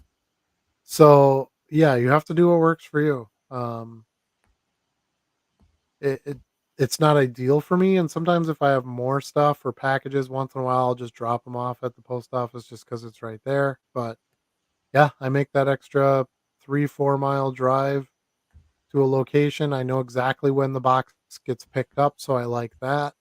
It's a 2 o'clock pickup, which is a great time for me. I get all my orders done in the morning. I get a little bit of work done. I have some lunch, and then boom, I head over to that box, and I'll have everything in there before 2 o'clock.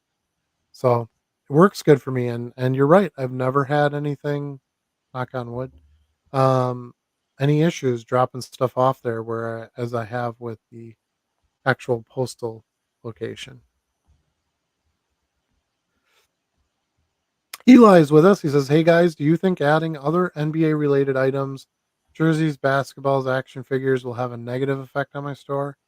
I run NBA card only." Um, I don't think it would have a negative effect. I don't know that it's going to help you sell your cards. Um, Maybe you could pair them together. Like, okay, I saw a lot of Jason Tatum. Well, maybe have some Jason Tatum memorabilia items. Some jerseys or basketballs or figures or something like that, and then maybe you can get buyers to buy more than one of those items, and it can actually not be a negative, it can be a positive. But yeah, anytime you have stuff you can buy for one price and sell it for more and put it in your store, that's going to be not a negative. There's no downside to that, in my opinion. What do you think, Charlie? I agree. I mean, it's a way to diversify too, right? Like, why there are items that would naturally go together. Oh, I bought a Jerry Rice signed mini helmet. Oh, they got cards too.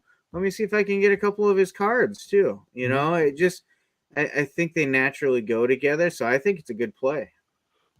Yeah, I do too, and I don't think a lot of stores do that, so it might be something for you to niche on. For ESE orders only, yeah, of course. You can take the packages and stuff to the post office because they've already overcharged you for those, so you're good to go. Yeah. Those are BGS. Yeah, the Beckett ones. You're correct. I think I said BCW when I was showing the holders earlier. I think I said BCW, but they're actually Beckett. He is correct. Card savers belong in the trash unless shipping or grading. Hate them with a passion. I like them for my own collection because they're thinner. They don't take up as much space. They're easier to kind of grab and pull out versus the top loader. And like I said, I love that little white tab on there because my cards go to grading. So, um, my goal is to write the order number and stuff right on that tab instead of using the piece of tape and all that like most people do. Keith says, "Did you know that GameStop offers grading 15.99 each for TCG and 20 each for sports cards? Are definitely had a tilt Yeah. away from games." Yeah, they're trying to do something. They're trying to stay active in a market, some sort of collectibles financially gaining market. Um, Again, will I be using them? Probably not, but I think it's great because again, it'll get people into cards. Um, if they don't want to deal with the grading and they could take them to GameStop and that kind of thing. Great. I just hope they don't screw it up. It feels weird though. Hmm. I think taking it to anyone to submit for grading is weird. Period. Like, why would you even bring it to your card? Let's just fill out the damn form and send it in. What are we all third graders? To get the You gotta have bulk somebody else do rates. your stuff, huh? To get the bulk rates. If you're gonna be a person who regularly is grading cards, you should be able to fill out a bulk order. It shouldn't be that big a deal. Yeah, that's true. What are you only ever grading one card at a time like that? No, I don't buy that. For most people who are you going to use that kind of service. Someone posted a link to that in the Discord. Not a bad deal, but who's responsible for delivery, packaging, etc.? I can pretty much guarantee you that GameStop is going to take no responsibility for any of it. As soon as you sign their little thing and give them the money, it's going to be like, well, whatever happens to your cards happens to your cards. It's right here in the disclaimer because I don't think they want to get into that. Max says, give me more inventory. Just buy another storage unit and let it sit. Oh, okay. Not saying don't sell anything. Buy tons of great sports value boxes deals. Maybe you went through 5% of it. No need to make plenty elsewhere. Sure. Yeah, if you're not tying up, a lot of capital in it, that's fine. Laugh my ass off. A-Rod was easily the best player on the Yankees when he was there, not even close. I disagree. He had Don't good years trust there. he was also cheated, so there's that. Um, just sidebar. Don't trust eBay to pull up comps for you. Make sure the cards match. Yeah. Same thing with like Card Dealer Pro. If you hit the little price button, you might still want to look that up. Um, Yeah. I got screwed this week on a card because of that. I listed that minor Was that league how you Bernie did that Williams one? card. Yeah. And I'm like, oh, it's Bernie Williams and it's this tops minor league lame card. And I found one that was similar to it and it went for like $5 or whatever. So that's what I listed it at, and it sold within seconds. And I'm like, oh, I must have screwed that one up. And then I saw the last one sold for like 18 or $19 or something. Which I wouldn't have Um, guessed for that one. no, and you know what? I paid like less than 8 cents. It was in my box buy, Yeah. so like I made plenty of money on it. But yeah, I was like, oh, see. But I think it's important to share, when I make mistakes too, because I definitely do. That was one of them.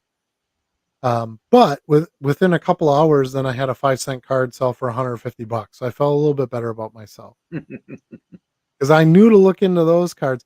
Actually, you know what's interesting about that card is there is no history of that card selling before. So I had to make up a Really? price, which is even harder. That's even harder. No, other cards from that set have sold. Um, it's kind of like the header card. It's got Okay. Mike and Sully on it, and it's got the Monsters Inc. thing on the top. And so I'm like, there's gonna, if a random scare monster sells for 50, $60, I should be able to get pretty good money for this one. So that was my theory behind it. So I priced it high, what I thought was high, because there was none other listed. There's no grading history for that card that I saw, which is pretty weird. Um, I knew how rare they were, and I had even sold some of the other scare cards that I bought. Um, so I'm like, you know what? I'm going to price this one high and just I'll see. If somebody wants to make offers, great. Didn't even get an offer, just bought it. So, and I listed that in like mid August, maybe early to mid August, after the national. So didn't sit very long either, which is kind of nice. When healthy, Acuna is easily the second best player in the league, arguably best, unless Otani starts pitching again. Playing the field matters. Wait. I Remember go ahead. last season, Acuna finished with 41 homers and 73 stolen bases. So you think of all the hype for Otani with his 50-50 season this year. Acuna was right there. Hmm. Yeah, he has to stay healthy though. That still matters. Yeah. You can't impact the game if you don't play. So we'll see what happens. But I agree. I think he's also a very good player. I don't know if necessarily I would make him necessarily number two. It's hard. It's hard in baseball because there's so many different things to measure in a player. But I would definitely say top three, top four. When he's healthy and things are clicking and he's playing at his top of his game. So he'll come back. He'll have a good season next year if he can stay healthy. Good evening, guys. Just tuning into the show. By the way, the pronunciation of my name is Na Kelly, aka Nate. LOL. Na Kelly. Na Kelly? Not Kelly. I like Not Nate. Kelly, right? That's how that would be. Nate. Yeah, I know. I like Nate too. It's funny. Just needed a better name for eBay. Okay, I get it. That makes sense. I agree. I don't sell enough for bulk labels.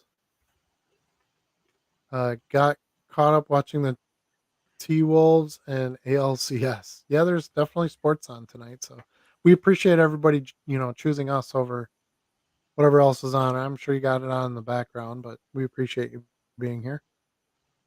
Has anyone handed out haunted hoops for Halloween? I couldn't resist and opened them all. No, but I will hand out some Pokemon.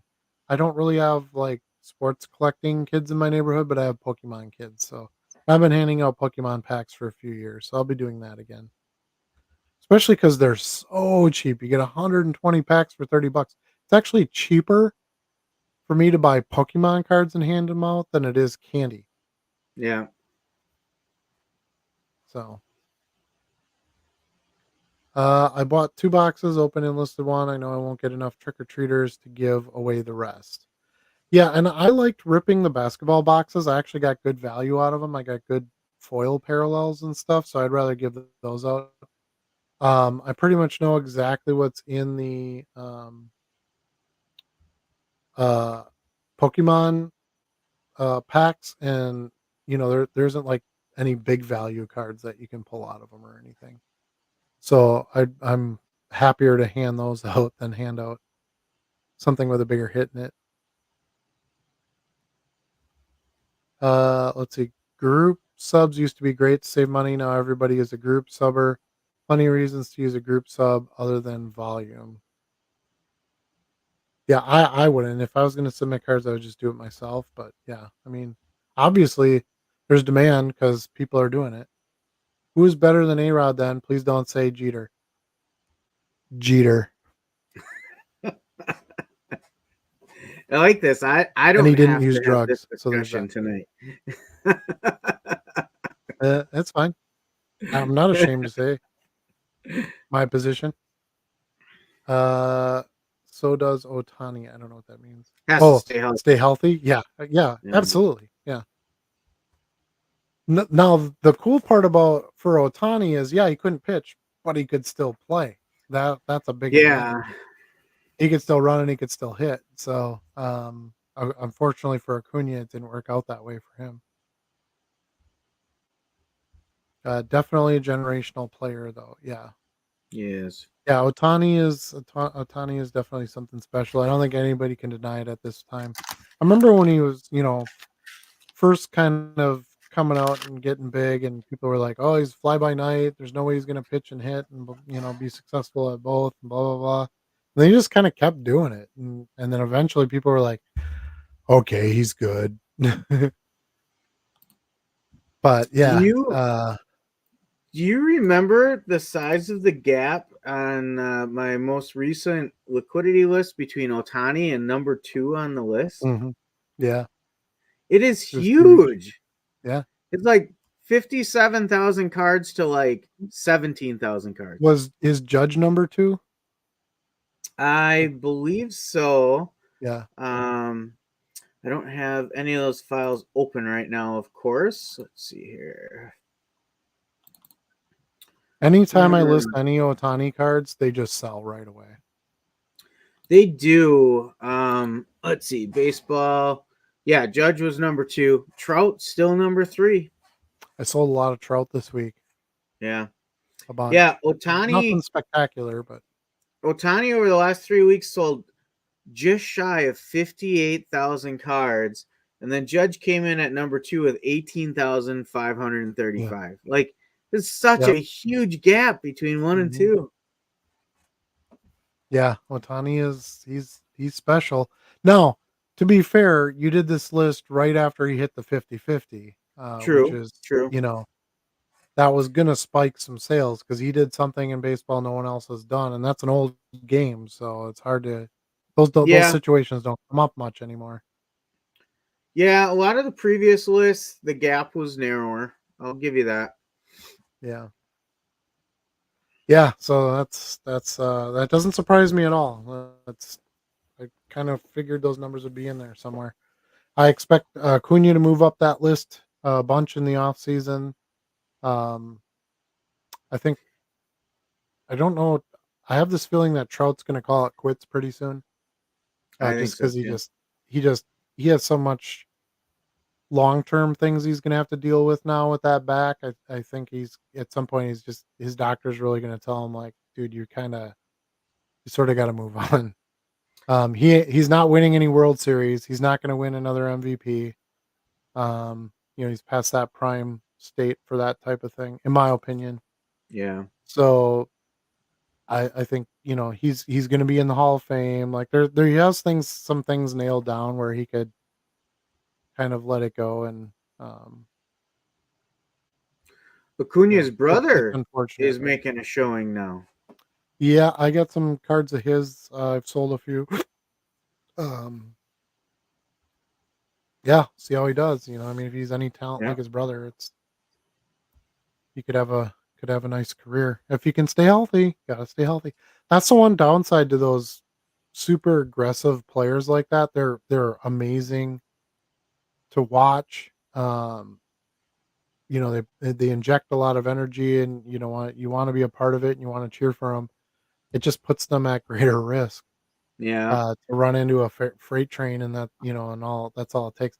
Baseball's a spurt sport, where you have to exert a lot of energy in a short period of time, and it takes your entire body health to be able to do that for the most part. So it's not like you can even be a quarterback in the NFL and have like a severely sprained ankle and still play. yeah, That's harder to do in a sport like baseball if you're a base runner and play the field and you do all that. That's pretty tough to get past. And I know Freddie Freeman's doing a pretty good job with it. He's stealing bases even, idiot. yeah. um, but you can tell, like, it gets like halfway through the game and you can tell that dude is hurting and he can barely Hmm. walk. And I'm like, I don't know, man. If this wasn't the playoffs, I don't think he'd be playing. Probably not. So, all right. I think I'm gonna have to let everybody go. I'm getting to the end of my Yeah, what's the battery check? battery here. I'm at take a guess. Eight. It's 10 8%. 10:36. 7%. It just dropped to Oh, 7%. So you're pretty much right on there. so it's gonna But as cut we out know, any minute now. I was gonna say it cuts out before 1%. It kinda gives up and tries to save a little battery to give me a chance to plug it in, I suppose. Yeah. But yeah, it's gonna cut out in the next percent or two. So thanks again, everybody, for watching. If you are not watching this live, please try to join us when you can. Wednesdays, 8 o'clock Central Standard Time. We're here every week, except for that one week when I had COVID. Um, and yeah, we just like to chat, talk about sports cards and sports in general, and the hobby and the business, and have some fun with that. Answer some questions, create some new ones, and have a good time with it. So. Our Discord link is in the banner scrolling on the bottom. So if you're not in our Discord, join that. We have a lot of great discussions regularly on there, as opposed to just this one live night per week. Um, a lot of good experiences shared on there. So join us there as well. Um, that's it for me. Do you have any parting thoughts, Charlie? Just peace out. Take care of each other. You can't sell what you don't list. See y'all next week.